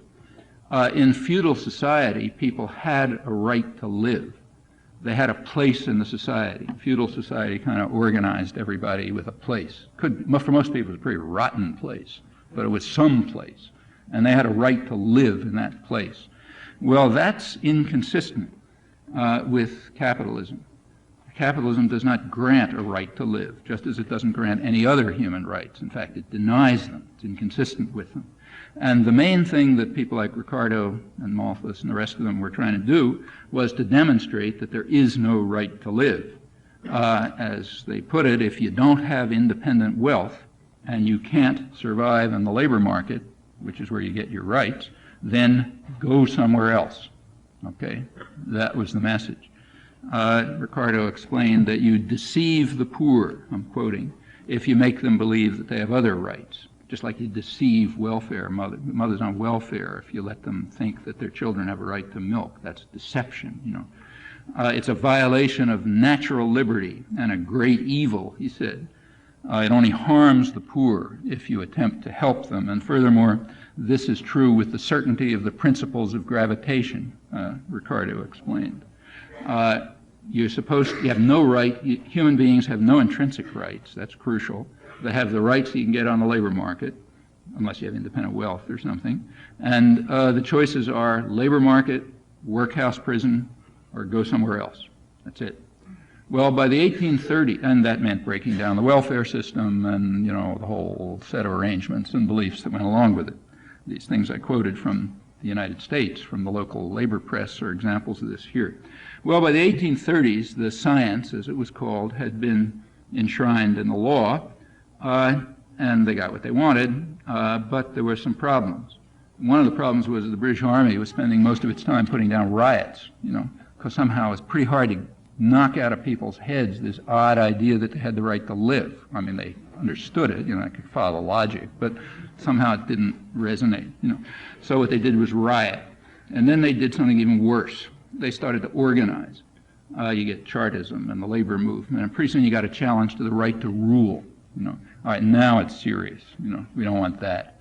Well, the science happens to be very flexible. It's not like physics, you know. You can adapt it very easily. So the science began to change. And it turned out that actually people did have a right to live. The same scientists discovered that you do have a right to live.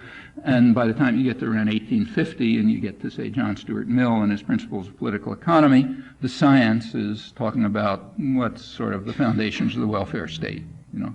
And from that point on, laissez-faire is actually a bad word.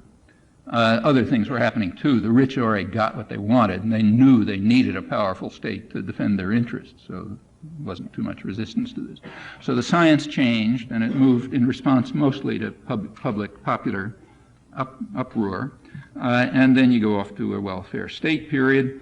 And you know the rest. We're now, last 10 or 20 years, we're going back to the 1830s. It was as if this was like an interlude, you know, and except now it's global. So now there's a global experiment going on, which has some similarity to what was happening in England in the 20s, I think. The idea is that production globally should be by the super exploited, and people in the rich countries will be driven down to that level. They need not lose their jobs. They just have to lose their rights. That's all that's required. So you have production by super exploited, wages go down, living standards go down, you know, everything goes down except profits. They go up, you know, so you go like that. You move towards a kind of international third world, you know, two-tiered societies, small sector, a very wealthy, big group of very rich. Production by the super exploited. Market is worldwide now, so it's the rich in the world.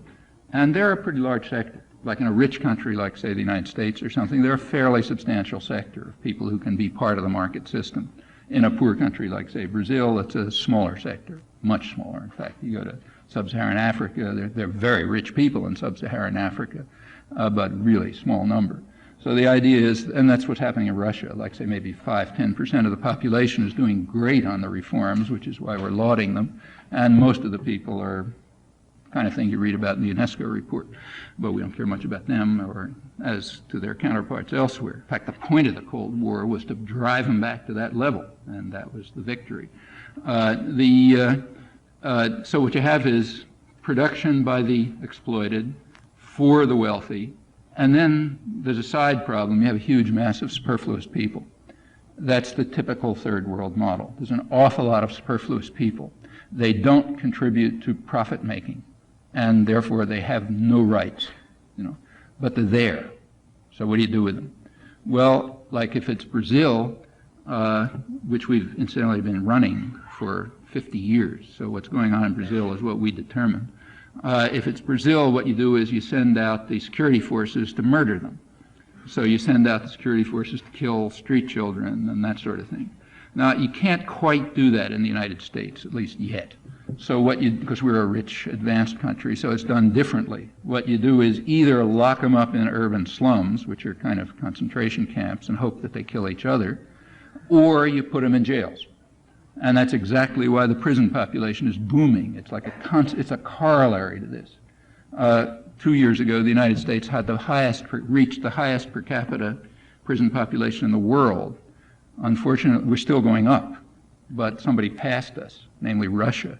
We've now driven them to capitalism, so they're, in fact, even ahead of us in prison population per capita, it turns out.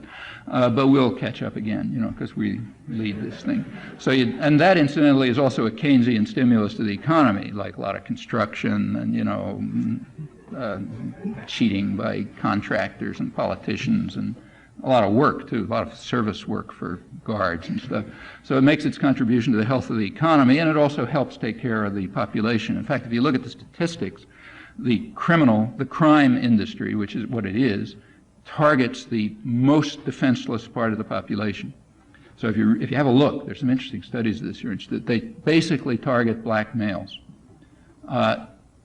Wealthier people, especially white wealthier people who are carrying out the very same crimes, are not targeted. And it's dramatic. It's really dramatic. And that makes sense, too, because after all, you just like the Brazilian cops kill the street children, they don't kill the children of rich people. And it's the same reason you go after vulnerable people. That's our system of values. You go after vulnerable, defenseless people. That's, of course, what you do if you're going to try to gain wealth, forgetting all but self, our guiding value. Also, as part of this, you have to instill hatred and fear and so on, and it's a very frightened country. For example, there's a belief around the country that crime is just zooming up and it's a real danger. It's about where it was 25 or 30 years ago. Nothing much has changed, except for very poor people for whom it is worse. But for most people like us, let's say, there's no change in crime, at least no statistically detectable change of any significance over the last 20 or 30 years, but there are big differences in the beliefs. And that's the result of a major propaganda effort trying to frighten people. Nothing new, like the Nazis did the same thing. They created a very frightened population. That's the way you mobilize people when you're really stomping on them. You get them to hate each other and be afraid and so on. No real innovations here. That makes sense. It's, again, similar to, earlier periods. And going back to the 1820s and 30s, the question is, will there be the same kind of response? Well, this is a lot harder now. In a small national economy like England, you could have a kind of response which is extremely hard to develop on a global scale. For capital, it's very easy. It's concentrated, powerful, a lot of communication, can move here and there. For people, it's a lot harder. And nobody knows the answer to this. Can it work? Can you have a world society in which is extremely polarized and increasingly polarized, with production by the increasingly exploited for the increasingly wealthy, and a mass of people either taken care of by death squads or by prisons or by some other device. Will that work, or will there be the kind of resistance, popular resistance and organization, as there was finally in early England, which forces changes in these developments? Well, you know, that's the kind of thing you can't really predict. All you can do is see the tendencies. These are matters of actual decision, you know, not prediction. They'll be predicted. Okay. Finished.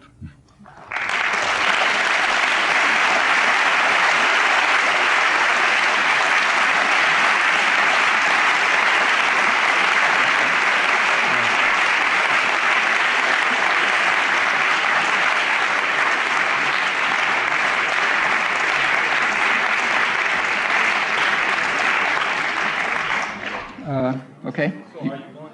Sure. Yeah, we'll have questions now. I can't see people way in the back because of the lights. So there's.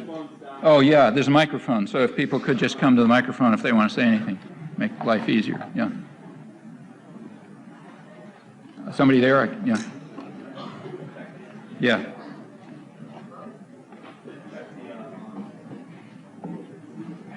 Okay. I have a question. There was a report recently on an IMF World Bank plan for Haiti, which Aristide approved. Have you heard of that? Yeah. Yeah. If you want to read about it, it's not quite as bad as the Women's International League publication in Kathmandu, but it's a little more available. But there's a journal called Multinational Monitor. And in it, in the summer issue, there's an article by one of the really good reporters, one of the very few reporters who really does his homework, Alan Nairn, who's been doing really good stuff on Latin America for years. And he managed to get the World Bank report. In a sense, Aristide approved of it, but, you know, he approved of it the same way you'd approve of something if, you know, you had some guy, you know, with a gun at your head, you know, giving you water torture or something. So he approved of it. Not that he had a choice. The World Bank. This is actually, well, the press is now beginning to describe it. They describe it as Aristide's program, you know, given to the Paris Club, the rich lenders, by his economists. That's total fraud. It's a World Bank program, meaning a U.S. program, imposed upon Aristide. And if you look at it, it's a standard structural adjustment package, except the World Bank official who was in charge said it won't be as harsh in Haiti as in other countries. World structural adjustment packages say all resources have to go to rich investors, foreign investors, the domestic rich, and so on. You got to eliminate social services, in fact, eliminate everything for the poor, like you want to privatize services. That's extremely important in poor countries.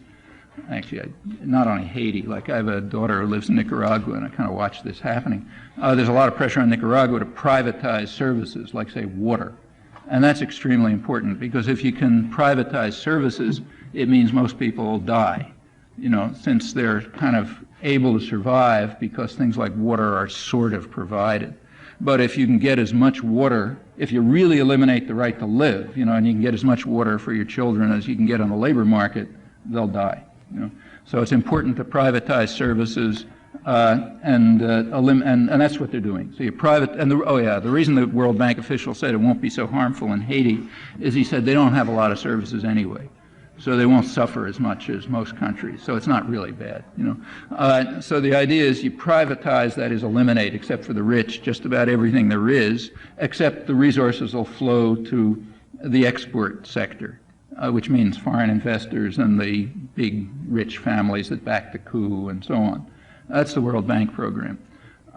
It's called very progressive. In fact, the way it's kind of interesting to see the way it's described in the press by the big thinkers like Elaine Sciolino of the New York Times, who tell us that it's been really difficult dealing with Aristide. If you've been following this stuff, you've got to have noticed how incredibly racist it all is. I mean, just mind-boggling, you know.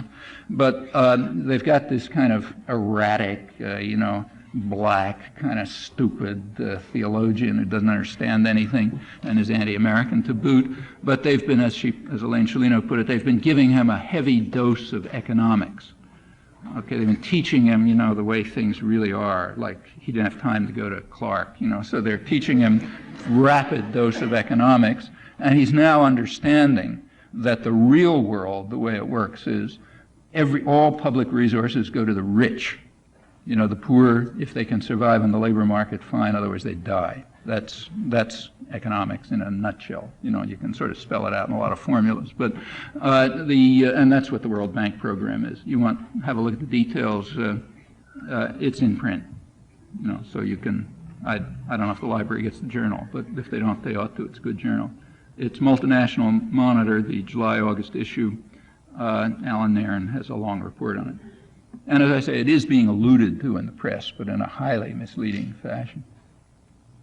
Yeah. The first is somewhat of a strong question.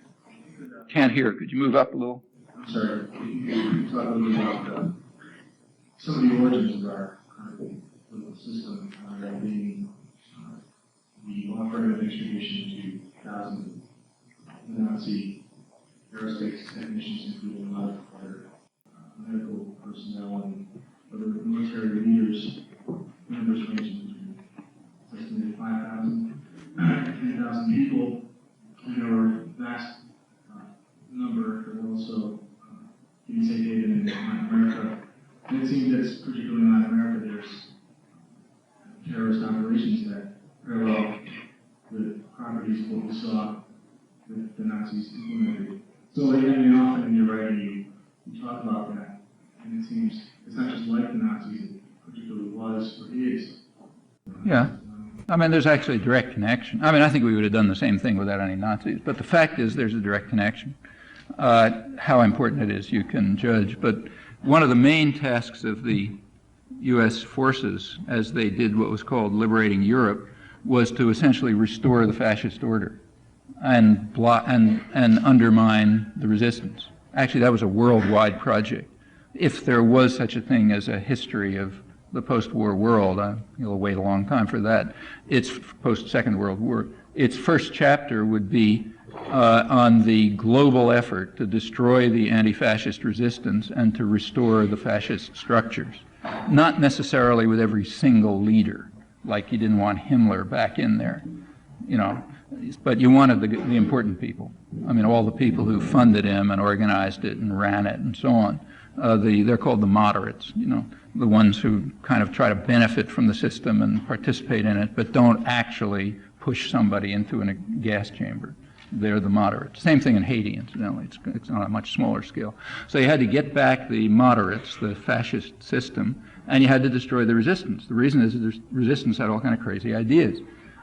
They were interested in things that were called radical democracy.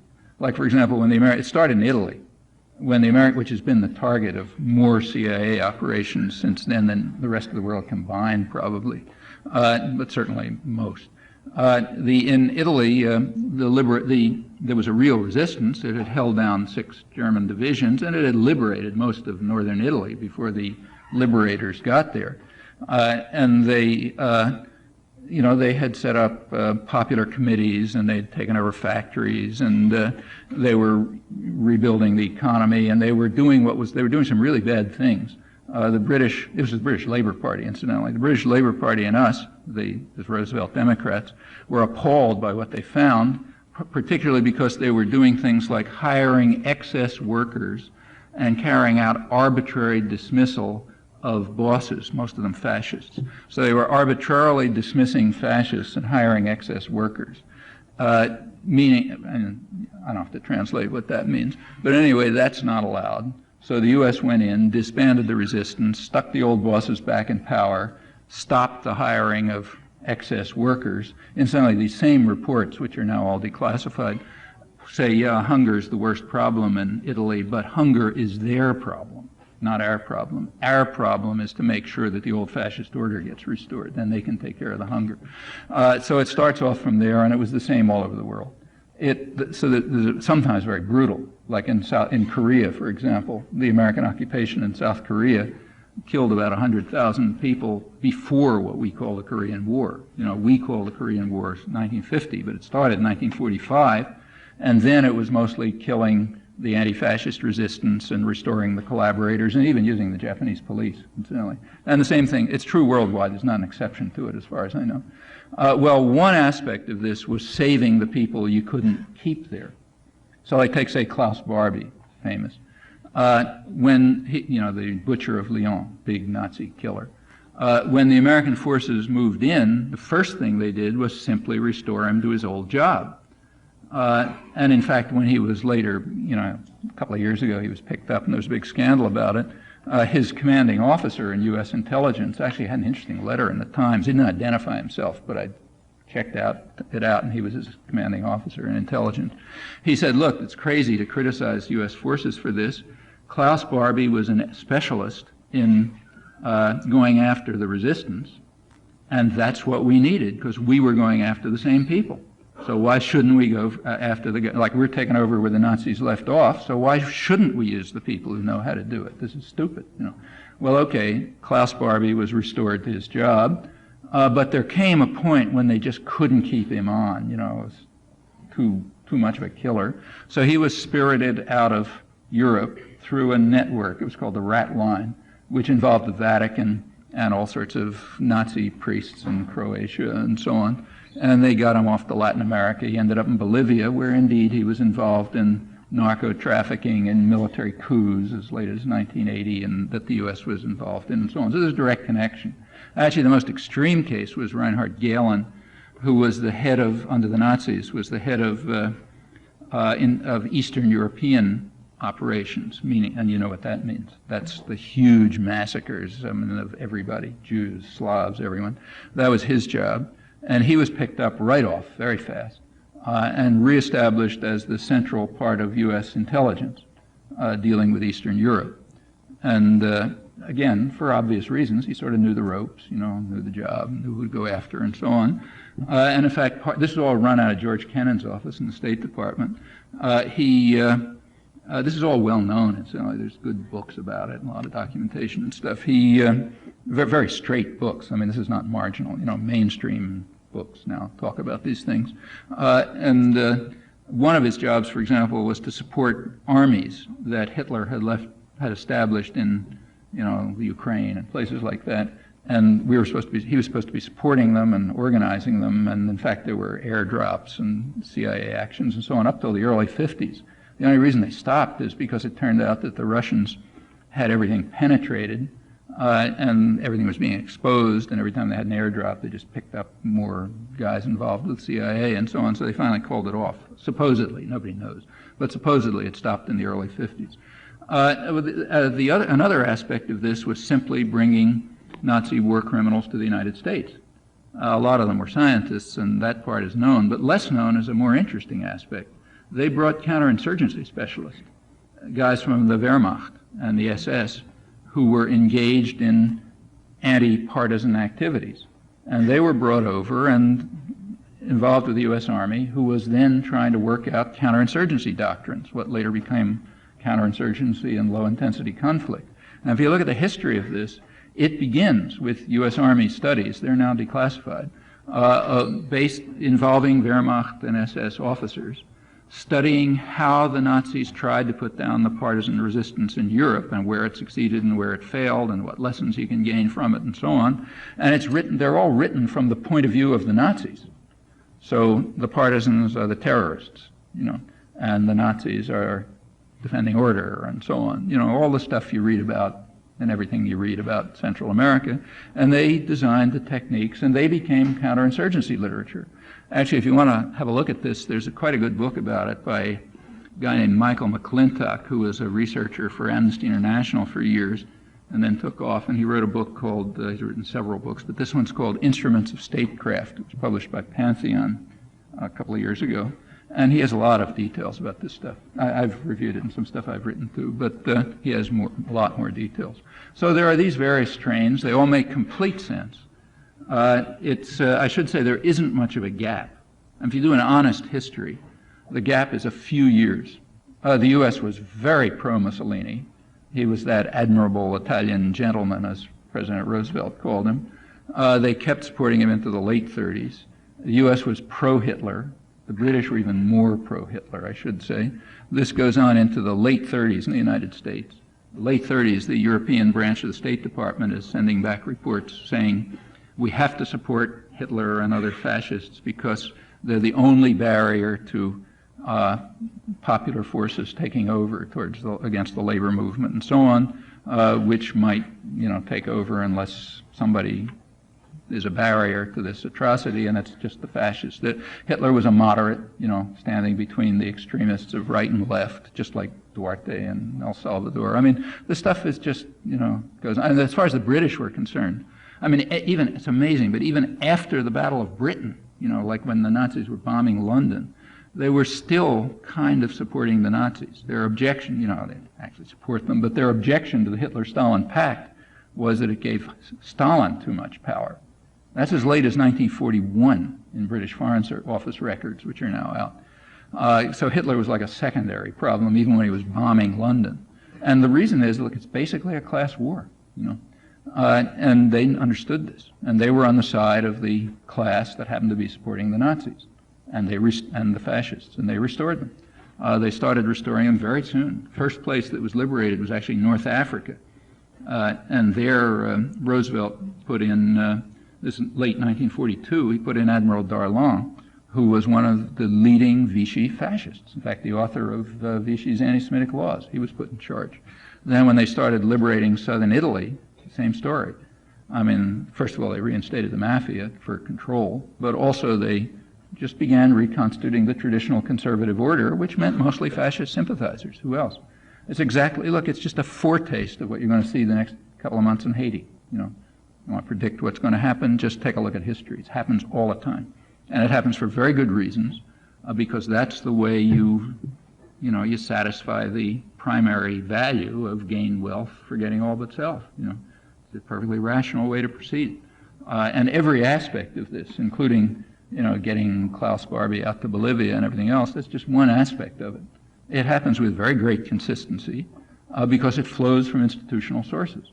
And another thing that flows from institutional sources is what goes on in what, if we were honest, we would call the commissar culture. That is the general intellectual culture, which has a hard problem. It has to put a kind of a benevolent cast on all of this. It takes a lot of discipline and a lot of education before people are able to do that well. You have to internalize the techniques for not seeing what's in front of your eyes. And it takes many years of schooling at good colleges and so on and so forth before you get that part enough of your nature so it comes reflexively. It's not simple, because if you look at what's in front of your eyes, it's, nothing you're going to tolerate. And that's a large part of what education's about, in fact. But the things you mentioned, I think they sort of fall within this,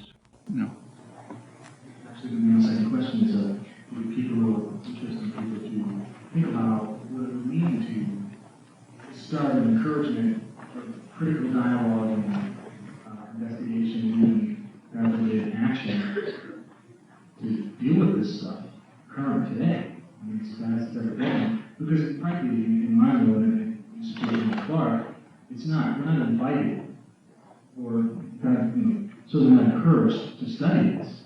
I mean, I had to take directed readings and luckily I, knew authors like Noam Chomsky, and I could just look at it myself. But the rest of it, we're force-fed conventional theories, and that's what we're supposed to do, is obey. And just thought maybe you could talk about how we can make a challenge that. You know that better than I do. There's nothing for me to tell you.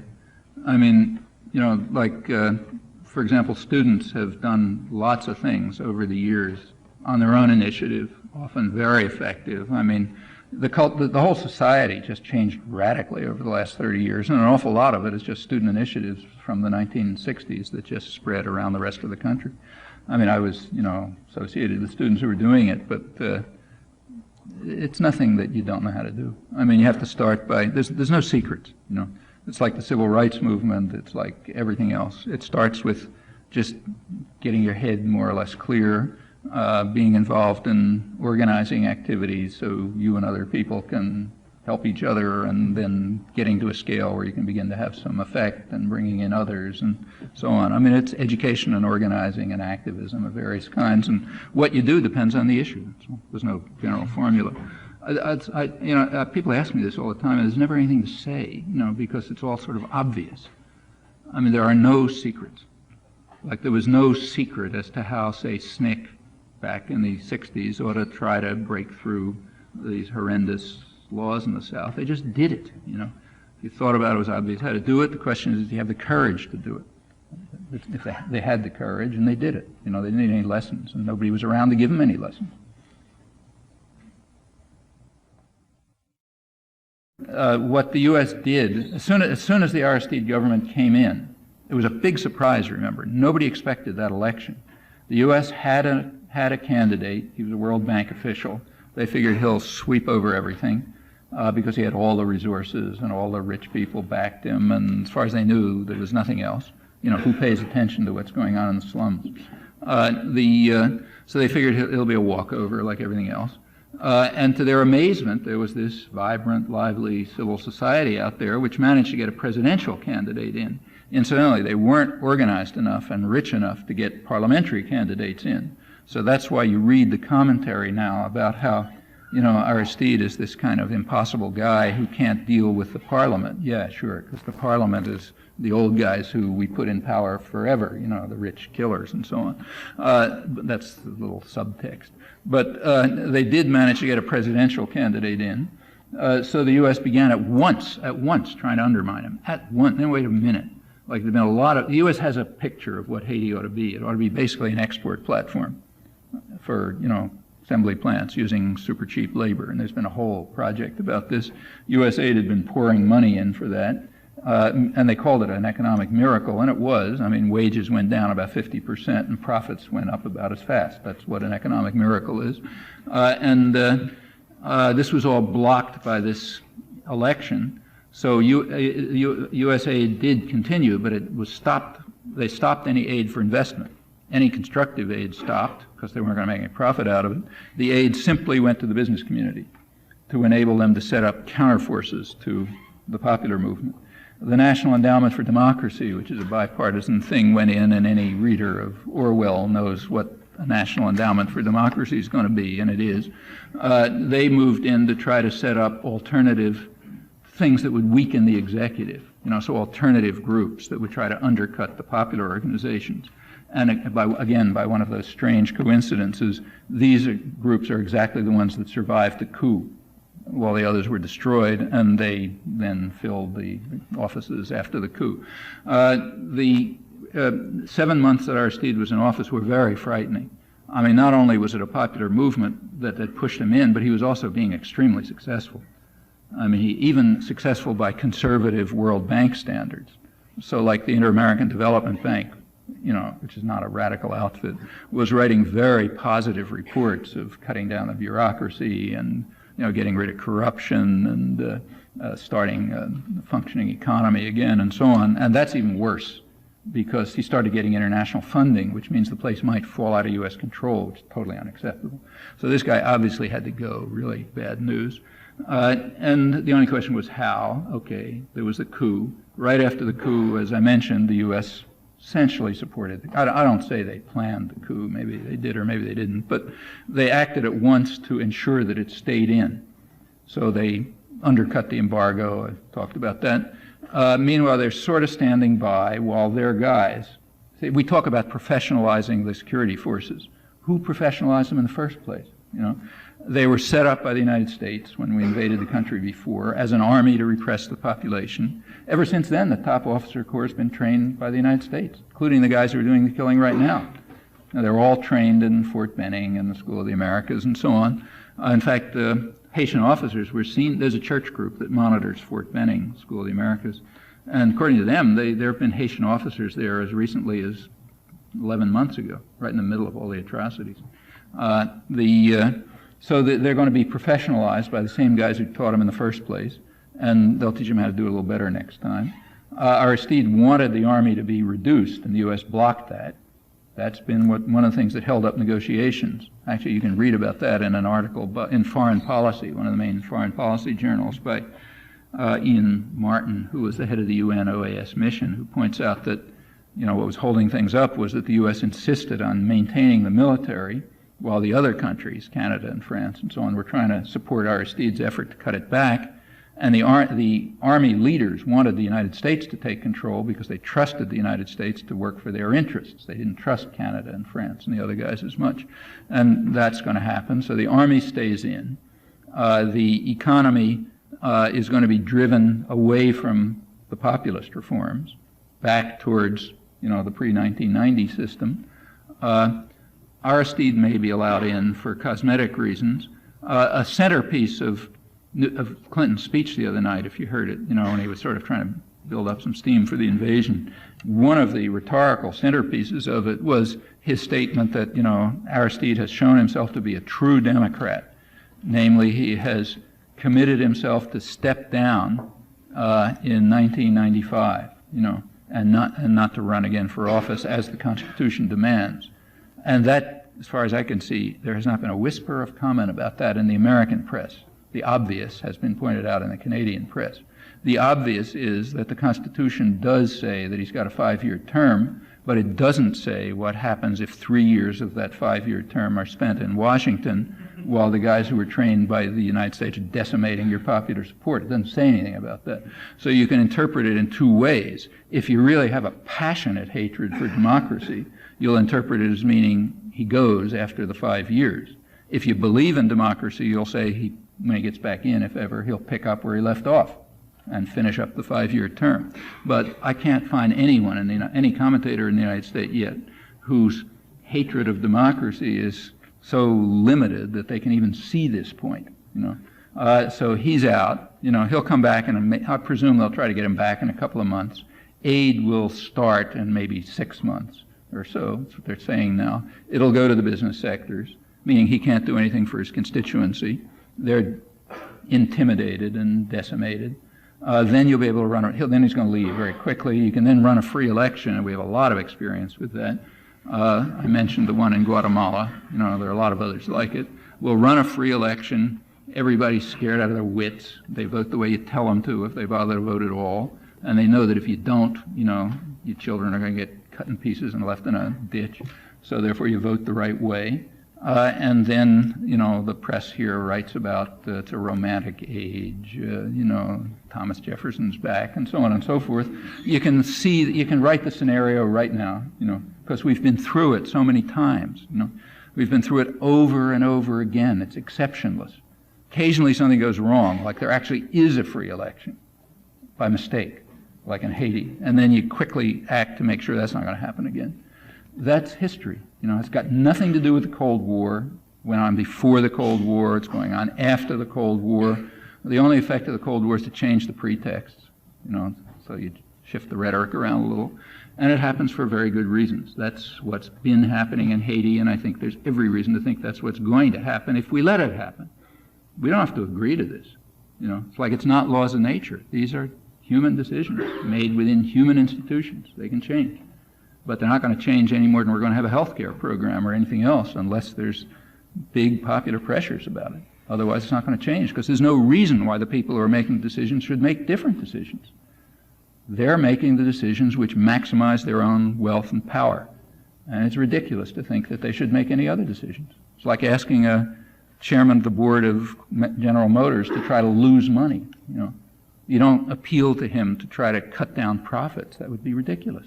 There's an institutional, Milton Friedman is right about this. It's his job to maximize profits and market share. There's no point appealing to him to do anything else. That's crazy. If he decides to do anything else, somebody else comes in and does that, because it's an institutional fact. You have to change the institutions, or at least put them under enough pressure so they act in a different way. And that's not simple, but it's possible. It's happened on a lot of things. The invasion was just because, it was getting to the point where the military, first of all, they'd basically done their job. And the military was told right at the beginning, don't leave. And they were told it in a way which everyone understood. The way they were told was, do your job, do it as long as you want. When we tell you it's enough, stop, and then you'll live in luxury for the rest of your life. That's basically what they were told. Well, under those conditions, why should they leave? I mean, they were essentially told, look, when it's over and we tell you to go, you'll go, and we'll either put you on a jet and send you off to France like we did with Duvalier, and you can take half what's left of the treasury in your pocket, or else we'll allow you to live up in Pétionville and wait around a couple of months, and then we'll set it up so you can run for office and win like we just did with Rosemont. I mean, why should they leave? So they didn't leave. It finally got to be a bit of an annoyance. For one thing, the military was beginning to cut into the interests. See, these military thugs have a way of getting too big for their britches. They start cutting in on the interests of the moderate sector of the business community. That's another technical term. Moderate sector means the guys who don't think you just ought to slaughter everyone and torture them and rape them and so on. Rather, you ought to save them so that they can work for 5 cents an hour in an assembly plant. That's the moderate sector. And these guys were beginning to cut in on the interests of the moderate sector. Like, they were cutting in on their monopolies, and they were making too much money, and, they were weakening their power and so on. So, they got to tell them to go. Okay, they told them to go. That's what's called the invasion. They wanted them to go. They could have told them 3 years ago.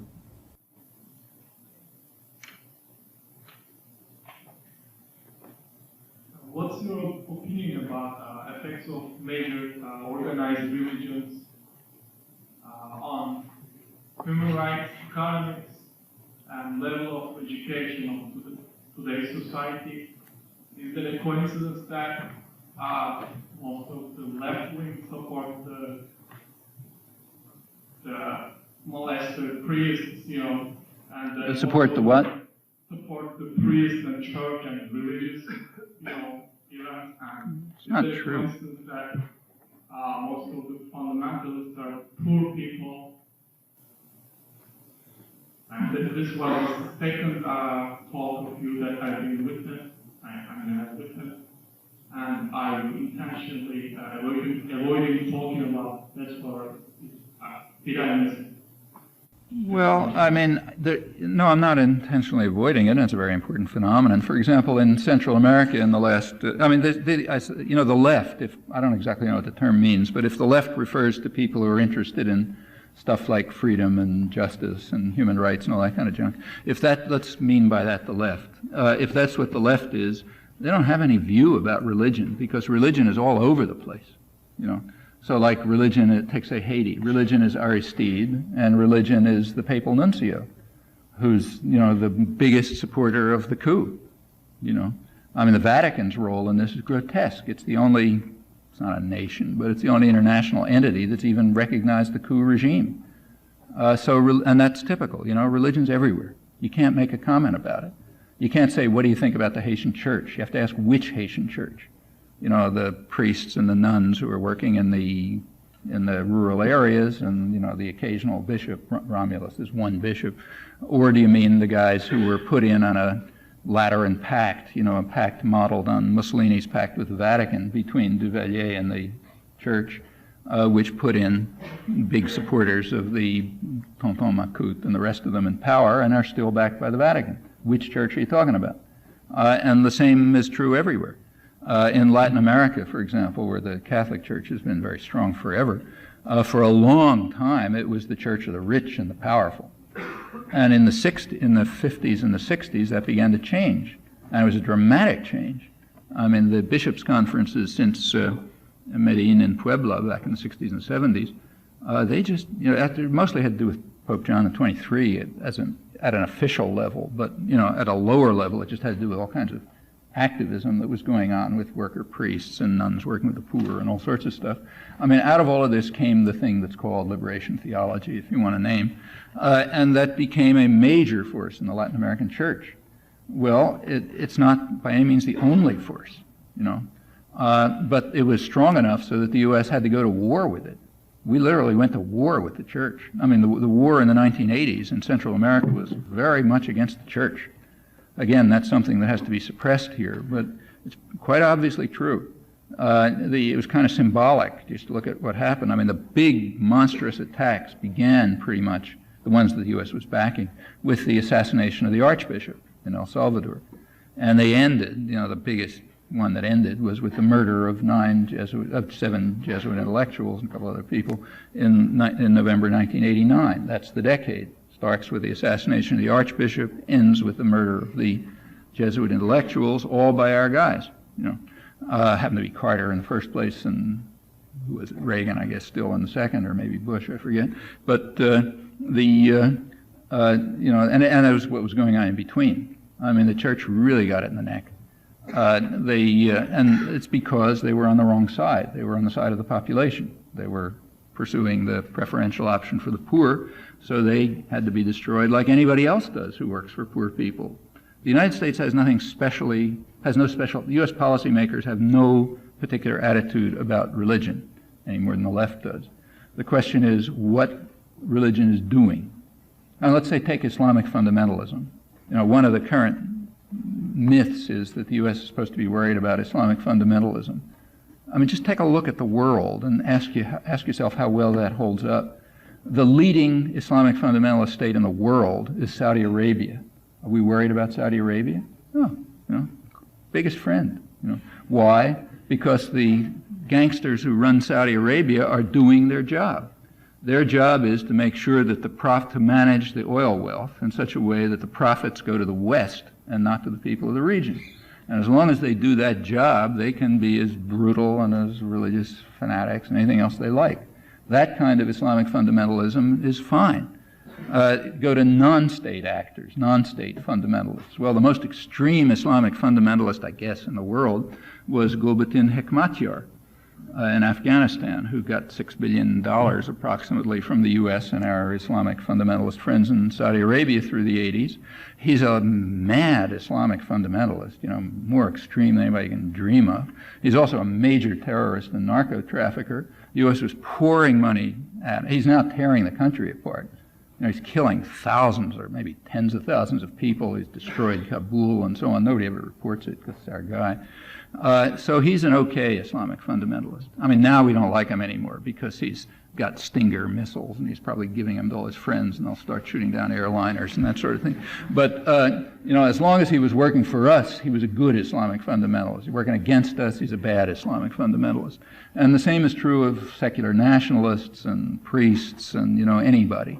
The question is which side are they on, not what do they believe in. So there's nothing general to say about religion. You can talk about particular things which are different. As to why the poor are going to fundamentalist movements around the world, that's not an accident. Like you say, it's very good reasons for it. The reasons are that the secular alternatives have been destroyed. So take, say, the Arab world. I mean, secular nationalism and other secular movements have simply been destroyed. Sometimes by outside force, sometimes by internal factors.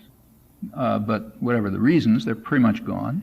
And if you're living in the Cairo slums, let's say, which means, like 90% of the people of Egypt, and, your kid is dying from some sickness, there's only one place you can go for medical aid, and that's the Islamic fundamentalists. They run clinics. They have free doctors who do things. They provide social services and so on. The government is for the rich. That's why we like it. But if you're among the poor, they're not going to do anything for you. And as a result, the fundamentalist movements do organize among the poor. They also offer people something culturally and psychologically, kind of like a vision. Maybe it's a crazy vision, whatever you think about it, it's something. It's something you can be committed to, some kind of hope for the future, some way of working with other people, whatever. I mean, a lot of ugly aspects, but that's, but it's, you look across the board, you can see why it's working. Kind of the same reason why Farrakhan is having a lot of success here. Whatever you think about them, they're offering something to people. Nobody else is. Since the U.S., and in fact, it's not just us, like anyone with any power, is going to try to block any constructive initiatives that will cut into that power, what you're left with is the things that somehow can survive, and they grow out of popular soil typically, and right now they happen to be taking fundamentalist forms. I mean, just a last comment on fundamentalism. The United States itself is one of the most fundamentalist countries in the world. I mean, by comparative standards, we rank around Iran, literally, in terms of people's beliefs and, religious fanaticism and stuff like that. We're very different from any industrial country. There's another one that comes close.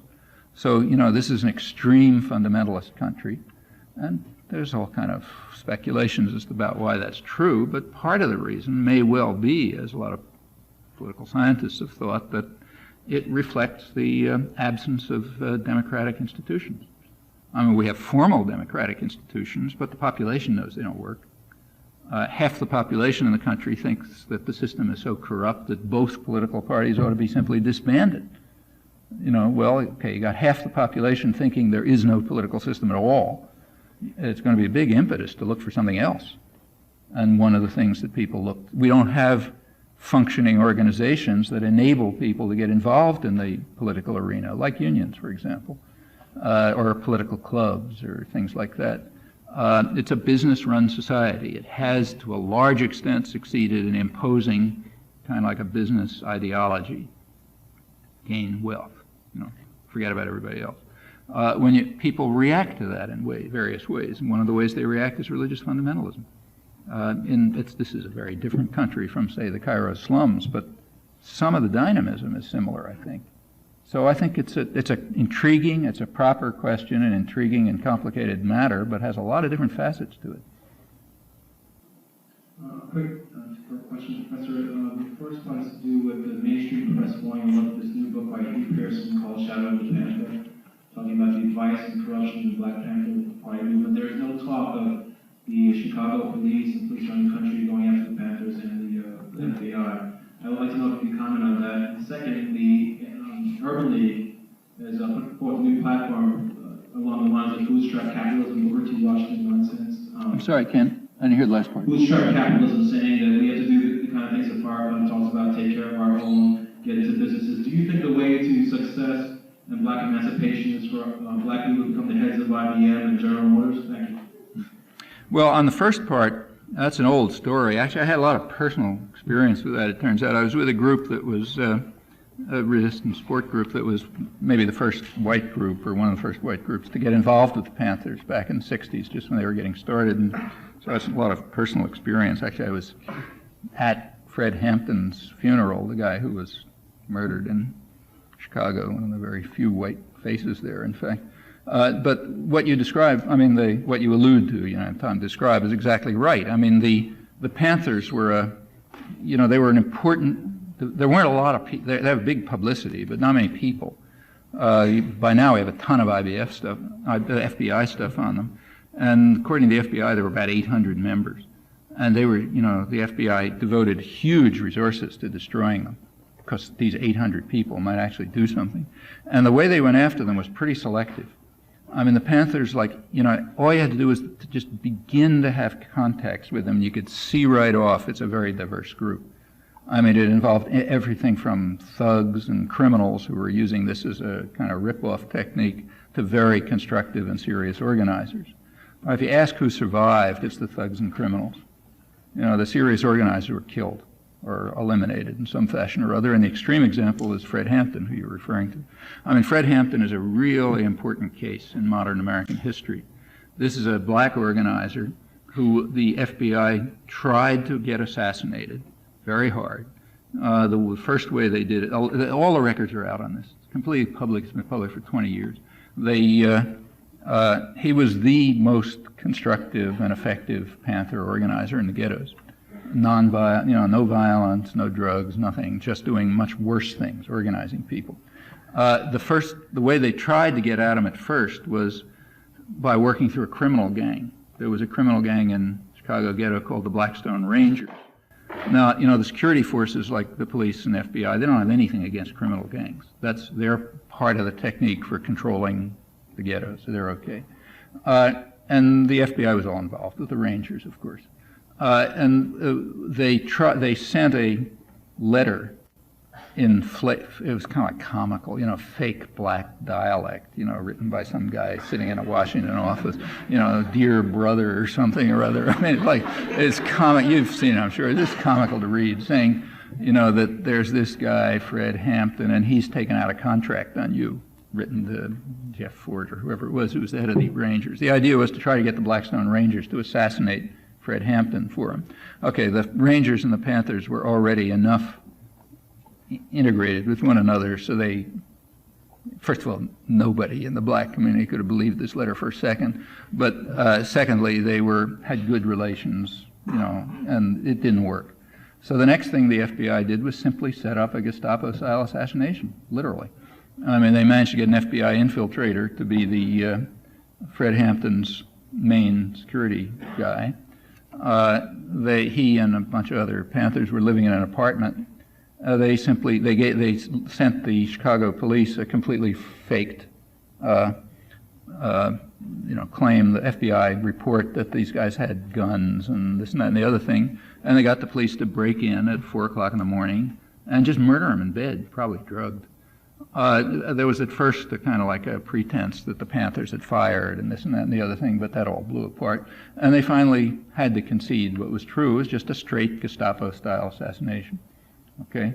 I mean, of all the crimes in the Richard Nixon era, there isn't one domestic one. I mean, I'm forgetting the internationals. There's not one domestic one that even comes close to this. I mean, compared with this, Watergate isn't even a Tea Party. It doesn't even exist. But this is part of a program that goes way back. Goes back to the late 50s. Kennedy built it up a lot. Continued through Johnson. Nixon extended it. Technically, it's supposed to have terminated in 1975 when it was exposed, but nobody knows. It's just nobody's investigated since then. Well, okay, that's, and that's the selective, and the Panthers were destroyed. But it wasn't just the Panthers. I think the whole black community was just devastated. There were all sorts of things going on in the 60s, and they were treated kind of like the Haitian popular movement. I mean, they can kill 4,000 people because this is the United States, not Haiti, but similar. It's kind of like the similarity between death squads that murder children in Brazil and the way we take care of them here. It's, rich countries, you do it differently. But sometimes it went down to straight murder, like in the Hampton case. Well, okay, that's, no more Panthers. There's another part to that question, Jeffrey. Oh, yeah. I don't know. I honestly don't know. I mean, it's extremely hard to think what way there is out of... I mean, it happens that there's a very close correlation between race and class in the United States. I mean, across the board, blacks and Hispanics and so on are worse off. But nevertheless, there is a good correlation. And fundamentally, it's a class issue, and those are tough. It would be no easier to answer the question how white working people can do something about their lives. I mean, it's just a big, it really means that the one-sided class war that's been going on for a long time has to become a two-sided class war. I mean, the business classes have never had any illusion about this. They are very class conscious. They have always understood that they're involved in a very tough and brutal class war. And they've succeeded in demolishing the opposition, scattering them. And if that goes on, they'll win. Simple as that. I don't think that you can get black capitalism to compete with IBM. That's outlandish. There aren't any resources there. But exactly the way to change this, I don't think it can be done within the black community any more than Mexican workers can resist transnationals. Together with U.S. workers, they can probably do something, but not alone. And together with the rest of, the big majority of the American population that's being ground down, the black sector, which has special problems of its own, can do something. But alone, I don't think there's much they can do. So I don't see any real answers in that narrow framework. I mean, it takes the kind of solidarity that crosses ethnic lines. Actually, that's something that the union movement did have. So you go back, say, 100 years, and the ethnic hostilities within the white community were not, often even more rabid than the hatred of blacks. Like, the hatred for what they called Huns, which meant almost anybody from Eastern Europe, in white working class areas was grotesque, or Irish, let's say. They treat them just like, worst possible. Like, just to give you one example, a gynecological surgery was developed in the 19th century by very respected doctors. You'll see their pictures up in the medical school. And the way they managed to do it was because they had people to work on, namely Irish indigent women and slaves, black women, slaves. And they treated them the same way. They'd take somebody and do 30 experiments in a row on them until they were torn to shreds and so on. You know, kind of like Mangala, basically. And they didn't make much of a difference, as far as I can see, between Irish women and black women. You know, the one was technically white. And the reason is these are basically class issues. Well, how did, you know, if you look at the, let's say, labor history, I mean, look at the Homestead strike, big strike in 1892 when steel workers essentially took over a town and kind of ran the industry and so on, and were finally smashed up by the army. That is the first time that it overcame the ethnic hostilities. There wasn't any more beating up on the Huns, because they were now part of it. You know, they were all part of it. And that's happened in union organizing, and it's happened throughout the years. It happened in the formation of the CIO, you know. It's happened in other activities where people were really working on something together, and they saw that their real interests were basically common. But outside of that, you can't do it, as far as I know. I don't want to blindside you with this next question. I want to ask you first if you've read the book Cruelty and Silence. Which one? Cruelty and Silence by Makia? Yeah, I know the book. Well, since you've read it, would you like to respond to some of the criticisms of yourself? That's extremely easy. They're complete fabrications. And furthermore, they're conscious fabrications, and furthermore, they've been exposed. If you want to, I don't even have to tell you because it's in print. The book has been exposed as pure fraud. The guy, I know the guy, you know, he's an old Trotskyite who sort of shifted sides at some stage and figuring out a new way of puffing up his reputation. He's actually a guy who is quite wealthy because he made a lot of money working for Saddam Hussein. As he concedes, incidentally, he was part of an architectural firm in London which was building monuments for Saddam Hussein and so on. Now he's trying to be the good Arab, you know, the kind of Arab who will say everything's the fault of the Arabs. I mean, every oppressed community offers such people. Like you can find blacks who say, look, it's all the fault of the blacks. Okay, they're honored and they get professorships and this and that. And Makia, it's obvious why, you know. And nobody cares whether they tell the truth or whether they're lying or whatever. They just have a useful social function. And we just need people now who says, look, the problem with the third world is their bad culture and, you know, their bad genes and so on. And if you can get one of those guys to come up and do it, then, you know, it's marvelous. Everybody loves him. Makia is not a fool, and he understands this, and he knows that he can write as many lies as he likes, and they'll be exposed in some scholarly journal or something, but it's not going to have any effect. And that's the book. So, for example, the worst lies are not about me. I play a marginal role. His worst lies are about Arab writers. I mean, the main thrust of the book, if you don't know the book, is that, you know, the big problem in the Arab world is that all the Arab intellectuals love Saddam Hussein and, you know, they never criticize themselves and they're always, and so on and so forth. It's their fault, not your fault. Like you rich white guys, you didn't do anything, don't worry about it. He goes after Arab writers. Well, you know, who knows what some Egyptian writer has written because it's in Arabic. All right, turns out he's just flat out lying. I mean, there's a good review of this in the professional journal of the Middle Eastern Society, the Middle East Journal, in which the guy who knows Arabic just goes through the writings of the people he's referring to, and he is simply lying about them. And it's not just that he's lying. These people are not like him. They're courageous people. These are people who are fighting against oppression and tyranny in their own countries, where they can be sent off to jail or killed and so on. They're not sitting in Cambridge, you know. They're not sitting in London making money by building monuments to Saddam Hussein. They're not sitting in Cambridge, you know, having fun. These are people who are actually fighting oppression. And to lie about them, you know, and claim that they're the guys who are responsible for it, that's a level of degradation that not many people reach. With regard to me, it's a marginal issue. You know, he knows, look, he's a smart guy. He knows who the official targets are. There's a certain number of people you can tell any lie you like about because everybody hates them. You know, everybody rich hates them. Everybody powerful and privileged and rich hates them, so you can tell as many lies as you like. That's understood. And he understands it. He's not a fool. So he has alleged quotes from me. If you want to look at what actually happened, there's a review by, a couple of reviews I can tell you, which just went through it. They're perfectly obvious lies. I mean, just take a look at his footnotes. Is there anything footnoted? No, there isn't. There's a footnote to a talk, a transcript of it, to a talk that he claims he heard. There's nothing footnoted that you can look up. Well, all right, the transcript of that talk happens to have been published. Okay? So, for example, his big, I don't remember the whole story, but one of his big things is he says that I called on Kuwait to have democracy, but I didn't say it about Iraq. All right, you take a look at the talk, which is in print. It was published by Open Magazine because of these guys tape it and so on. It doesn't say that at all. What it says, it ran through the various proposals that had been made, that were on the table, that many people had made about a negotiated settlement. I just went through them all, you know. Well, one of them happened to be for a plebiscite in Kuwait.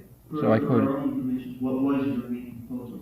Pardon? What was your main view? Oh, he knows exactly what it was. My main proposal was that there were, in fact, significant options for a negotiated settlement. In fact, at the time, up until the bombing, starting in late August, Saddam Hussein had effectively offered to withdraw. And the United States didn't want him to, because they wanted to have a war. So, and in fact, this was mostly suppressed in the press. But the facts are there, and it's by now conceded. The withdrawal proposal that Saddam Hussein had made was in fact supported by about 60% of the American population, 2/3 of the American population, right up to the bombing. But they didn't know they were supporting it because it had been suppressed. I was not suppressing it, and my proposal at the time was we should explore it. We don't know if it's serious or not. The only way you can find out if it's serious is by exploring it. The U.S. is refusing to do that. It has flatly refused to follow the diplomatic track. In fact, back in late August, Thomas Friedman, the Times diplomatic correspondent, kind of let the cat out of the bag. What he said is that correctly, that the U.S. wants to block the diplomatic track. He's quoting, somebody from the State Department, because if they pursue the diplomatic track, there might be a political settlement with basically back to the previous status quo, and the U.S. doesn't want that, because we want to show that we can win by force. Very important to show that you've got the guys with the guns are going to win by force. And my view was we should take that, we should pursue that option, and Kanan Makia knows it. Incidentally, you can find out easily what my view was, because it's in print all over the place. Here's something you can't find out, what his view is. See, his book is about silence. He claims the Arabs were silent about what you could do. Well, there was, in fact, one Arab who was totally silent, Kanan Makia. From the time of and you can find this out, from the time of the invasion of Kuwait up until March 6th, that is after it was over, there is not a public word on this topic from Kanan Makia. I mean, he has 2 or 3 articles, but they're mostly devoted to things like denouncing Edward Said. That was the big issue at that time. But there is nothing said about what we should do. All right? Now, it's not that he had any problem getting in the press. I mean, he would have been all over the place in the press. Everybody's dying for it. Like at MIT, where I was, we wanted Iraqi dissidents. There were Iraqi dissidents, good, courageous Iraqi dissidents, not frauds like him. And if we could ever find one, one of the main ones actually came through from London.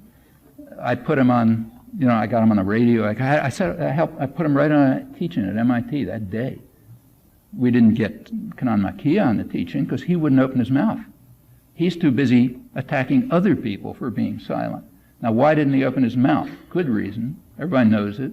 The reason is because if he came out against the war, he would have lost his new friends, the rich guys who were paying for him. If he came out for the war, he would have lost the last shreds of credibility he has in the Iraqi dissident community. So what he did was shut up. In fact, the only place you can find out anything about what the Iraqi dissidents were saying is in stuff I wrote, not in stuff he wrote, because he didn't write anything, nor did he give any public talks. He was busy going around back corridors spreading gossip about people. And the book is just full of outrageous lies, which have been exposed in print if you want. But it makes no difference, They're useful lies, so therefore they stand. However, wasn't he an Iraqi citizen at the time? At the time? Yes. And he was writing under a pseudonym also. Look, the pseudonym was a joke. First of all, then he lived in Cambridge. Everybody knew who he was. It was a joke. Actually, he wrote under several pseudonyms. Everyone knew who he was. I mean, it would have taken Iraqi intelligence about 30 seconds to figure out who he was if they didn't know. The pseudonym is part of the game by which you pretend to be threatened. You know, looks really exciting if you're writing under a pseudonym. Oh my God, these guys are trying to get me. Meanwhile, you know, he's head of an architectural firm which is working for Saddam Hussein, and everyone knew who he was. You know, it's like a comic strip. I mean, up until the early 80s, he was a kind of a militant Trotskyite. You know, and then he shifted. If you're interested, there is stuff in the professional literature which exposes all of this. But it's irrelevant, you know, it's kind of irrelevant. It's sort of like exposing the lies of some commissar in Stalinist Russia. What's the use? I mean, they're performing their function. It doesn't matter whether they're lies or not. And as I say, the stuff he said about me is so insignificant, I wouldn't even bother responding. The bad stuff is what he said about people who are really, you know, courageously struggling against oppression in tough conditions. To lie about them and claim they're being silent and they're conforming, that is, you know, that's a lot worse than telling lies about me and Edward Said.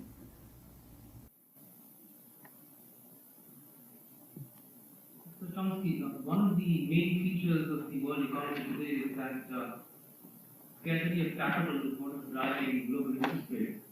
How do you think this is after 1800? Sorry, the last, I didn't get the last. After 1800. After 1800? Because capital is flowing into areas where yields are higher. How do you think this is going to impact the top-down style of functioning of the multinational corporation? And the related question is that where do you view the concept of countervailing power in this new setup?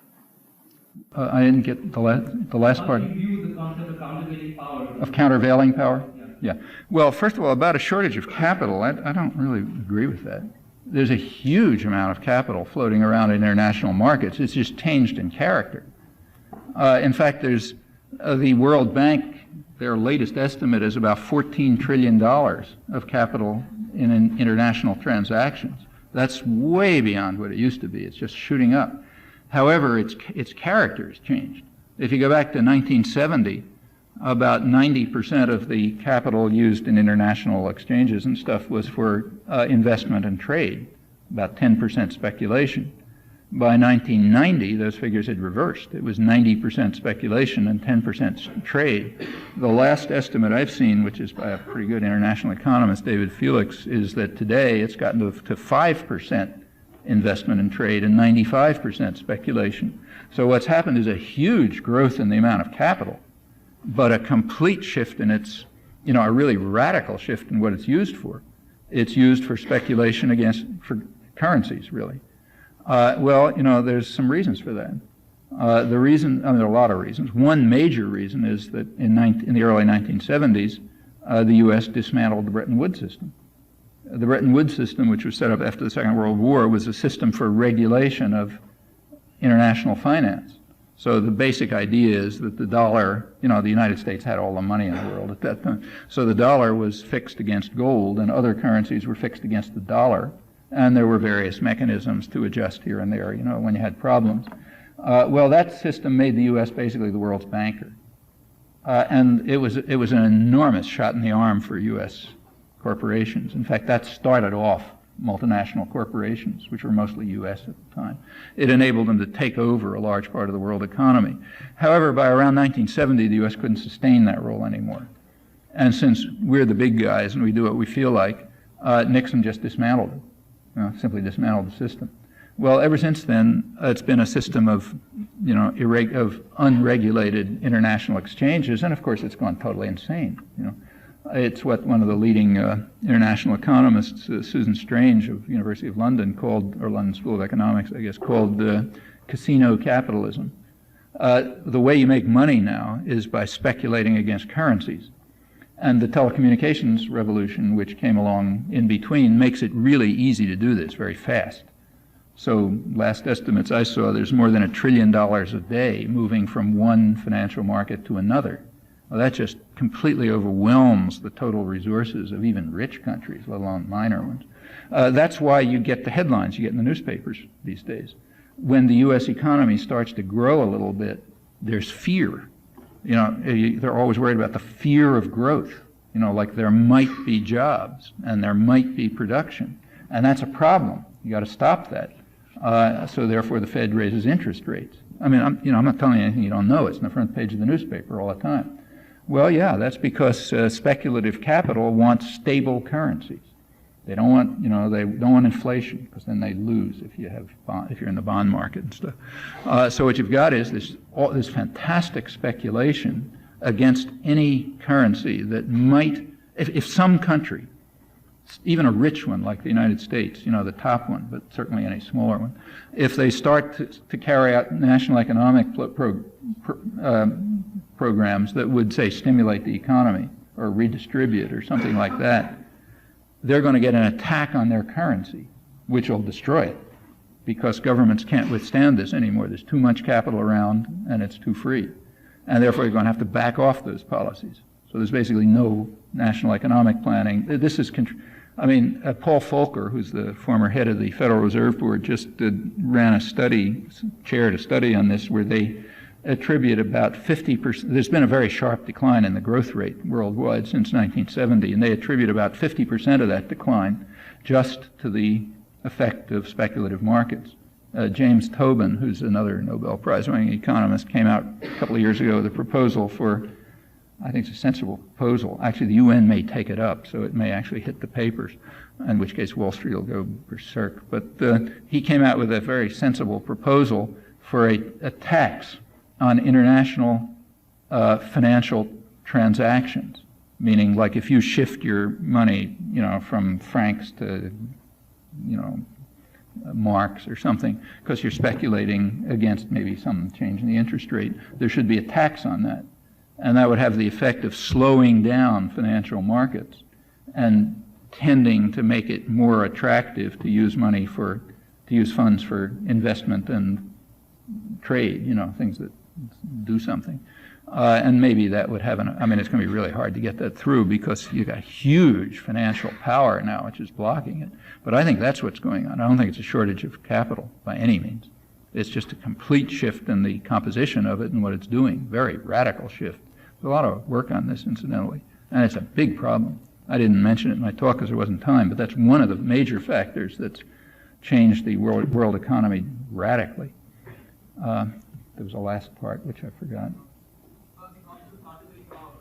Countervailing power? Well, that's what I ended up saying. Countervailing power has to be popular power. That's what unions were. That's what Chapless Mexico is. That's what, popular organizations in Haiti are. That's countervailing power. If it reaches a sufficient scale, it'll make a difference. Doesn't reach a sufficient scale, it won't make a difference. There isn't going to be any other countervailing power. Nor has there ever been in the past. It's the way history works.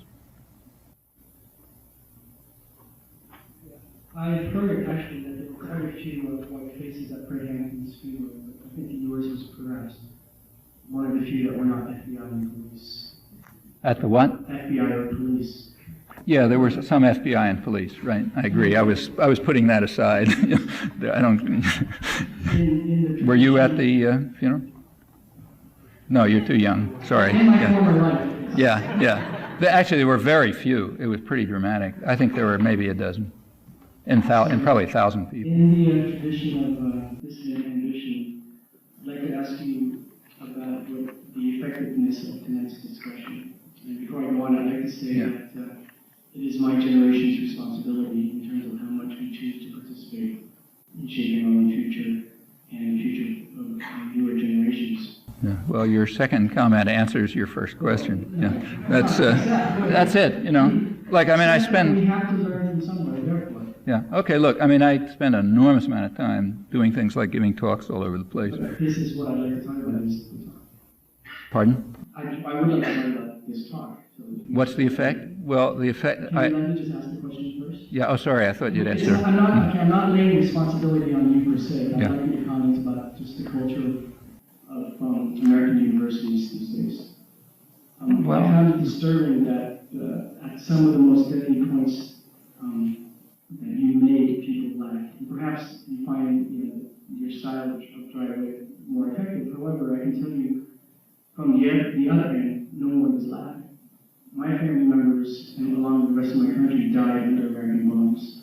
So I cannot find it in any humor in me to laugh at the correlation between Western aid and torture. Yeah, I don't think it's funny either. Yeah, However, so again, I'm not laying the responsibility on you, but Yeah. I have a 3-point critique. And the first one is, obviously this is academic, so at the academic level, I mean, the kind of information that you've provided tonight is extremely crucial, but there seems to be no, and people perhaps are grasping a theoretical understanding of it, but there's no, I don't sense a connection between mind and soul. Second point is, you seem to be placing all the responsibility on the American government and American corporations. And that, to me, tends to absolve the, especially middle-class Americans, of any responsibility for exercising democracy to change their country's foreign policy. And the third point, which kind of brings it all together, which is these kinds of discussions, I feel, tend to sanitize a lot of very deadly issues going on around the world. And especially for those of us coming from the third world, there's nothing sanitized about it. So in that sense, it all seems to me to lead to a form of complacent inaction, because by providing people with a theoretical understanding, they feel like they understand it, but there's no inertia for going out and making changes. yeah. I mean, I can't comment on style and technique. That's for you to decide. You know, you're the judge, not me. But the last point is basically accurate. I mean, if you just have information and you don't do anything about it, you might as well read comic books. So the only point of all of this activity, which a lot of people, I'm one of them, have been involved in for years and years, is to try to be part of active, ongoing popular movements. Actually, to tell you the truth, I don't talk any differently when I talk to poor people in Nicaragua or the West Bank and Palestine or anywhere else. And you can discover that, if you like, by reading what I write, because some of what I've written comes straight from there. For example, the book that somebody mentioned a book that I'm coming out with that happened to be based on lectures delivered in Cairo. I had a book 10 years ago, which is based on lectures that were delivered in Managua, mostly to non-academic audiences, just people who could somehow figure out a way to get there while the electricity was off. And I don't talk any differently. Maybe it's the right way, maybe it's the wrong way, I don't know. It's the only way I know how to do it. And the only, so if there's a better way to do it, I think people ought to do it in a better way. But the main point is, if it's just something you store away in the back of your head and you say, oh, isn't that interesting, and then you go on with the rest of your life, it was a waste of time. In fact, I was going to say, before I realized that your question hadn't been ended, that, for which I apologize, that I spend a lot of time giving talks. Often, it'll be some state university with 2,500 people there and stuff. And one thing that has struck me over and over again over the years is that very few people, or sometimes no one, is set up for a follow-up. Like, there are plenty of people who, when they hear something about the world they don't like, want to do something about it, but they do not know what to do. And the only people who can tell them what to do are the people who are doing it in that place. The people who are sitting outside and manning whatever the right word is, the desks, and giving out the literature and telling them, why don't you come to my meeting next week and here's where we're working on. Those people can tell you what to do. And if they're not there, it's just like you say. It's, maybe changes the way you look at things, but it's not useful. So, for example, I gave a talk not unlike this in Geneva a couple of weeks ago, organized by the Women's International League, incidentally. And it was all third world people. It's third world people involved, mostly exiles and so on. Same kind of talk, and it's basic. And they were asking the same kind of questions. What do we do about it? And there's always the same answer. You have to decide what to do about it. And if there aren't efforts to really follow it up, and they always have to be local because there's no other way to do it, then yes, you're exactly right. It's mostly a waste of all of our time. I've been impressed that over about 2.5 hours we've been discussing capitalism, that you mentioned the word socialism or communism. And I'm sure that you're aware of the magazine's Dissent and Eugene Geneviese's article about the crimes of communism. Could you make some some comment as to where he fits in these days? Genovese? Yes, and left, and how? Well, I thought that. I don't want to ask you directly the question, which he asked himself and answers. But could you comment on what you knew and? Oh, I know now what I knew when I was 10 years old. I mean, I know it in more detail now. But when I was 10 years old, I already knew well enough that Lenin and Trotsky had destroyed quickly, within months, every socialist element in the pre-Bolshevik period, and that they had done it for quite principled reasons. They were the two kinds of reasons. Partly they were orthodox Marxists, and it was against the iron laws of history and all that kind of stuff, which you know if you know the Marxist canon, for a revolution to take place in Russia. So they were running kind of holding action until it took place in Germany, at which point they'd be a backwater. And part of the reason was because they were just brutal authoritarians of a kind who Bakunin had talked about 50 years before when he said that, the segment of the intellectual class is going to use the popular movements as a technique for gaining power, gaining state power, and then they'll create the most brutal autocracy in human history while destroying every socialist tendency, and they were part of that. And if this wasn't obvious to you, it was obvious to me when I was 10 years old, without knowing a lot of facts, back around 1940, say 12 years old, I don't want to exaggerate. At that point, I certainly understood it pretty well. And now I know more facts. I don't know any more about the Gulag because I already read George Maximoff and plenty of stuff that was around at that time, which is probably more accurate than what's around today. And I know the same thing now. So, as far as the end of the Soviet tyranny is concerned, that's a gain for socialism. And it's just like the fall of Hitler was a gain for socialism. It eliminates a barrier to it. Now, Jean Genovese has a different history. He was a Stalinist all his life. So, until a couple of years ago, he was a very, as he says, correct, he was a deeply committed Stalinist. As for the editors of Dissent, they were a little different. They were committed Leninists, including Irving Howe, until around 1950. So like about when they were grown up already, they were considerably older than I was, but they were certainly old enough then to have understood what should have been obvious to anyone. Actually, it should have been obvious in 1920, but I wasn't around then. And it was obvious to people in 1920. It was obvious to Bertrand Russell. It was obvious to Rosa Luxemburg. It was obvious to the major intellectuals of the socialist movement, like Anton Pannekoek and others, the leading intellectual of the Second International, way on the left of Lenin, incidentally.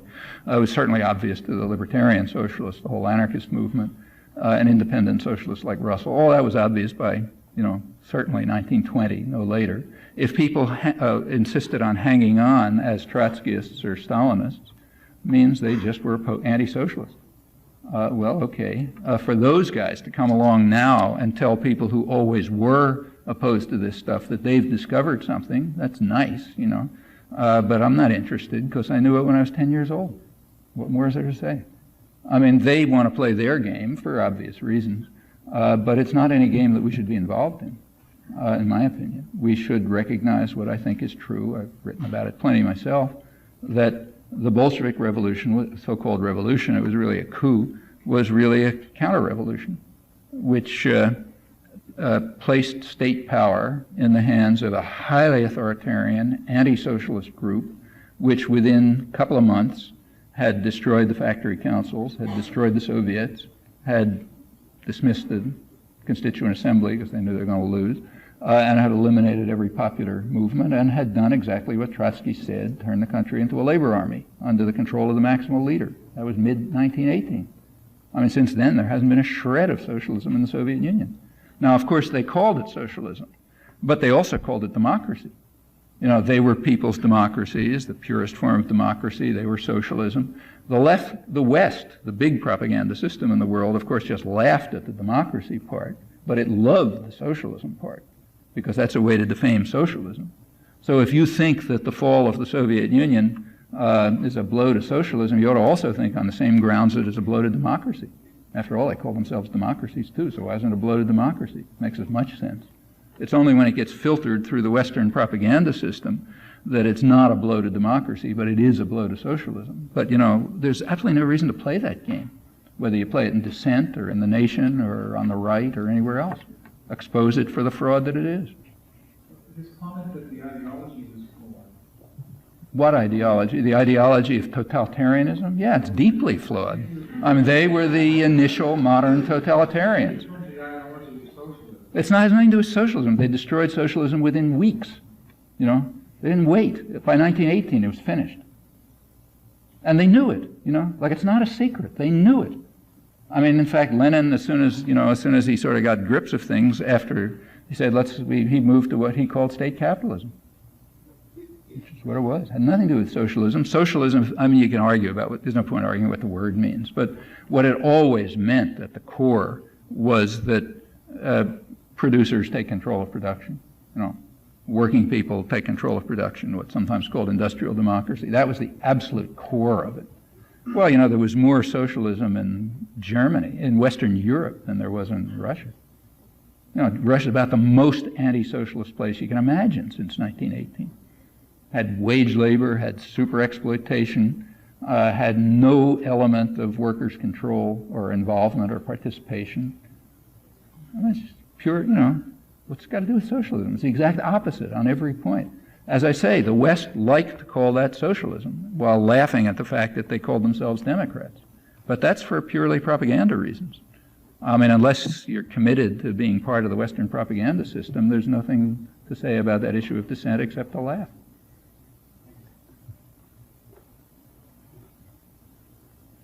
And let me stress again that these guys who are now praising, half of the articles in there praise themselves. And the people who were praising themselves were Leninists up until 1950. They had nothing to praise themselves about.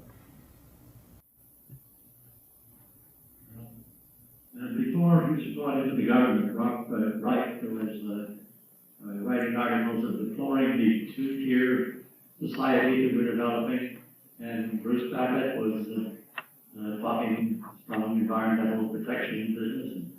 It seems the way to silence the rightist critics is to bring them into the family. I was wondering if you have ever had any feelers from the political... If I ever had any what? Any feelers? Feelers? To join the establishment, shall we say. There have been a couple of really freaky, far-out parties that have occasionally asked me to run for vice president or something, but no, I don't. But didn't Jerry Brown recruit your advice when he ran? Well, you know, we spoke on the telephone, yeah. But he was one of the few candidates. Yeah, I mean, we had long talks about lots of things, sure. I mean, I'm perfectly happy to say what I think to anyone. I say exactly the same. I mean, what I say here is exactly what I say to everybody. You know, I mean, it doesn't really change much. So if somebody wants to ask, I mean, I've given talks at the State Department. You know, I was invited about 7 or 8 years ago, I guess. There's a thing at the State Department called the Open Forum, which, as you can guess, means the closed forum. You know? But it's open in the sense that outside speakers are allowed in, you know, to talk to the inside people. And there was a guy, actually happened to be black, and he also happened to get fired soon after. I don't know if this is correlated, but he was running the Open Forum for a while. And he invited me down to give a talk about U.S. policy in Central America. Well, I couldn't turn that one down. This is right at the peak of the worst atrocities and everything else. So I went, naturally, and I gave a talk which is virtually the same as the kind that a bunch of you have, you know, that you've taped and that other people have heard and so on. I mean, it was a little different because in order to avoid irrelevant discussion, I kept strictly to U.S. government documents. So I didn't make any factual claim unless it came out of an internal document, and they're damning enough, you know. So I spoke only from the point of view of the internal records, so there would be no discussion about authenticity. And other than that, and the conclusions come out exactly the same. You know, it was a very strong talk. That had a huge number of people. They were very enthusiastic. They all came up afterwards asking me to sign their books and that kind of, like any talk at any, you know, popular group.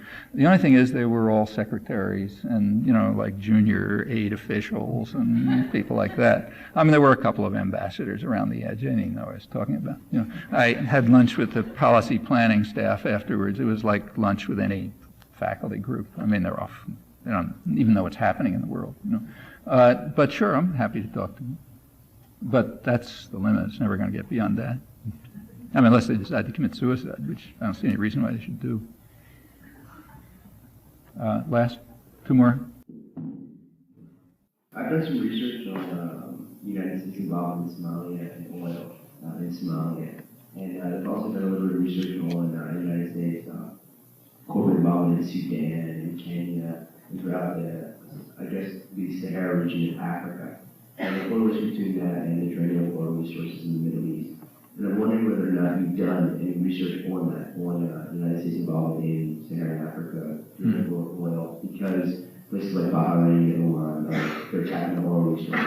So They're what? I guess they're running out of their oil. Oh, they're not running out. They're not. No. I mean, maybe Bahrain, maybe, but not Saudi Arabia. Bahrain, I thought was a Yeah. cheat. I mean, Saudi Arabia's got. Yes, yeah, but still oil. Yeah, there'll be a limit. Not Yeah. contributing as much as they were, after the oil shock in the 1970s to their economy. And I was wondering if you can comment Yeah. on this. I mean, look, the oil corporations are always looking for oil, and there haven't been a lot of surprises about this. I mean, if you go back to their records in the late 40s, they didn't have everything straight, but they pretty much knew, and now they know more. The reason why there's more diversification after 1973, when the oil price went up, doesn't have anything to do with discovering new oil. It has to do with the fact that the oil companies, and indeed the U.S. government, were not very much. In fact, the oil companies were very favorable about that was when the oil price quadrupled. Remember, in 1973, the oil companies were all for it, and the U.S. government was kind of ambivalent. The reason why the oil companies were for it was because as the oil price goes up, their profits go up even faster. And furthermore, when the oil prices got up high enough, as they finally did in 1973, they were able to bring online much more expensive oil that they'd already had, like Alaska and North Sea. But it was just they couldn't make enough profit by selling it, but now they were able to sell it. And that effect gives you the illusion of diversification, but it's mostly illusion. Though there's some. As far as Africa is concerned, yeah, sure, they're looking all over the place, but they haven't found a lot. And the business about Somalia, I think, was a misleading thing. I mean, what was pointed out at the time, and a lot of people thought was important at the time of the U.S. Intervention. Somebody wrote an article, a guy in the Los Angeles Times, pointing out something that was true, and a lot of people on the left picked it up, but I thought it was totally irrelevant. He pointed out that all the American oil companies are there. Well, that's true. And they were probably the ones who were most opposed to the intervention, because the only effect of the intervention is to make their operations harder. I mean, their intervention, it was obvious in advance, was going to end up being a catastrophe, and it was going to end up leading to a lot of anti-Americanism for good reasons. You murder a lot of people, they don't like you. And it was just going to make it harder for these guys to work. There was no way the U.S. intervention was going to improve their possibilities of getting oil out of Somalia, and it didn't. So I just don't think that was even a minor factor. In fact, if anything, it was probably a negative factor in the intervention. There was an article in some magazine about Somalia where they talked about how the United States Marines were using the oil refineries or oil corporations' plants as central points for their operation. Oh, sure. Look, I'm sure they would, but I mean, when the Marines go in, they're going to see if there's a white face around, and some guy, and they'll say, "Yeah, I'll stick my office in your place."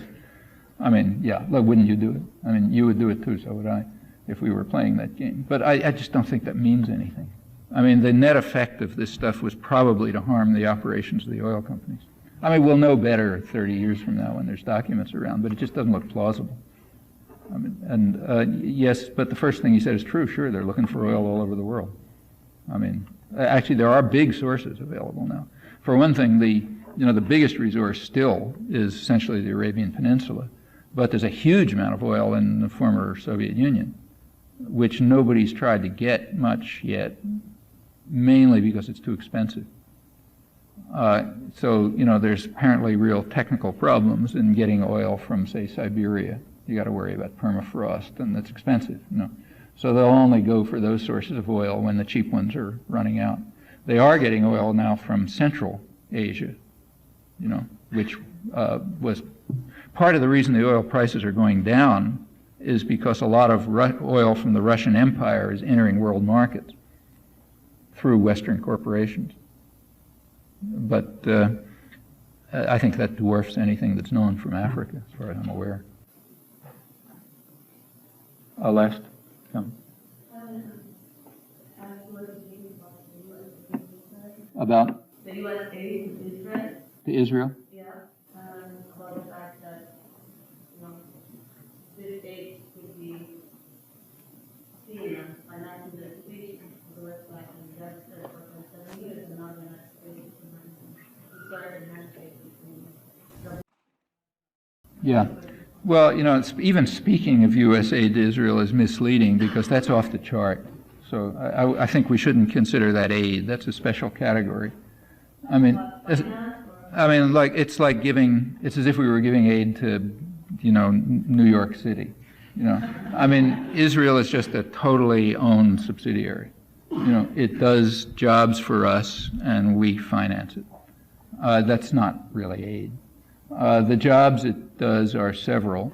There's a local job, a regional job, namely it's one of the regional gendarmes, which incidentally helps protect the ruling monarchies and the oil dictatorships.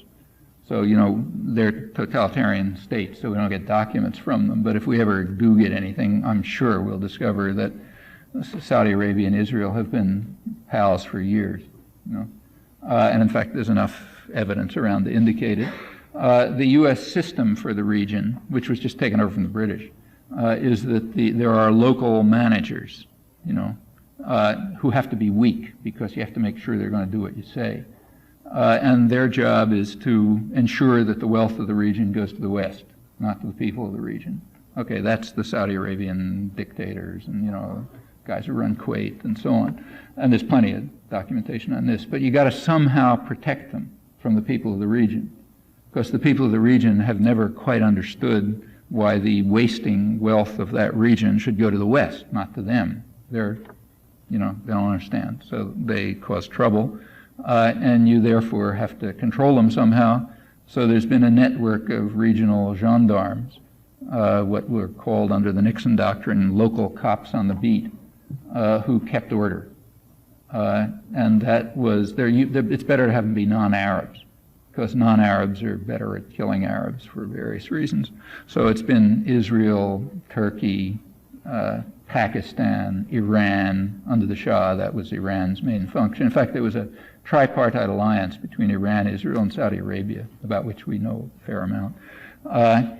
And then, of course, in the background, there's the U.S. and Britain with all the muscle, in case anything goes wrong. So that's the system, and people who are in that system have rights. So the local managers have rights, obviously. The regional gendarmes have to be maintained. In fact, you look at U.S. aid, what's called U.S. aid. The top recipient, which is off the chart, as I said, is Israel. The second one is now Egypt, ever since they became one of the helpers in the region. The next one's Turkey, which is another one. The next one for a long time has been Pakistan. In fact, all the states it used to be Iran, we lost Iran. They'd like to get it back. It's the states that surround that region are aimed at it, to keep the people under control. Israel, over the years, has also ended up doing other services since the 60s. It's so dependent on the United States. It's like a almost totally bought affiliate. It has, the things it can do. They're extremely good at military. It's a highly militarized state.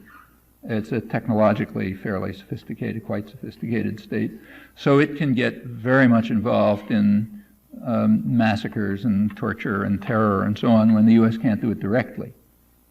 Okay, so there was a time when popular pressures in the United States around the late 70s and early 80s, popular pressures in the United States were high enough so that the U.S. could not directly participate in these near genocidal slaughters in Guatemala. So they got Israel to do it for them. And they moved right in, and they took over, and there's no protests, and so on and so forth. So there's that kind of, and that's all over the world. I mean, that's the way they got Idi Amin in power and kept him there, Mobutu in Africa for years. I mean, it's been true in the Philippines, it's been true all over the place, mainly Latin America. So those are secondary services. As long as they perform the services, they'll get U.S. support. As far as the Palestinians are concerned, they play no, they just don't offer anything. They don't have any wealth, they don't have any power, follows, they don't have any rights. Therefore, the U.S. has always been opposed to any political settlement that would recognize Palestinian rights. Now here the intellectual community, again, has had to, including the press, has had to be extremely disciplined.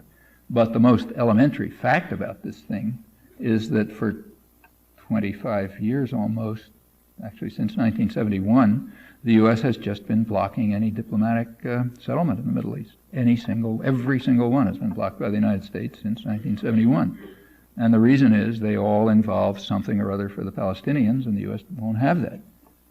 The current agreement, one of the achievements of the Gulf War, in fact, one of the reasons why the U.S. insisted on the war, was that it did show the world that we are going to run this region by force. In fact, George Bush put it pretty well when he defined the New World Order. He said the slogan of the New World Order is what we say goes.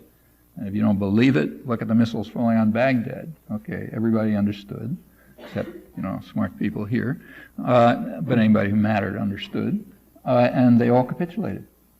So, Arab world backed off, the Third World backed off, Europe backed off. Europe had always been calling for some kind of diplomatic settlement. They stopped. And what was left was U.S. rejectionism, nothing else. It's the Oslo Agreement. Oslo Agreement is traditional U.S.-Israeli rejectionism to a T. Israel does what it feels like. The U.S.-Israeli plan has always been that Israel should essentially run the occupied territories. In fact, what they have set up now is something like what the South Africans set up in 1959. It's not the end of apartheid, it's the beginning of apartheid. They've essentially set up Bantustans, which will be under, which will have nominal independence. They'll be very small. They're cantons, a couple of cantons around, like Gaza. It's not Gaza Strip. Gaza City is a canton. Jericho is a canton. When they move a little further, Nablus and Tulkarm will be cantons. They don't want to administer the population. They never wanted to have responsibility for the population. That's a nuisance. What they wanted is the resources, the usable land, the cheap labor, and so on, and they'll take it. The other things, maybe they'll even call them states, like South Africa called its things states. And the United States will recognize them, And since we recognize them, so will everybody else in the world, because we have the guns. But basically, and in fact, Israeli commentators have pointed this out. You read it in the Israeli press very explicitly by their smart people, I'll give you some examples if you like. And it's exactly right. It's not like the end of apartheid, it's like the beginning of apartheid.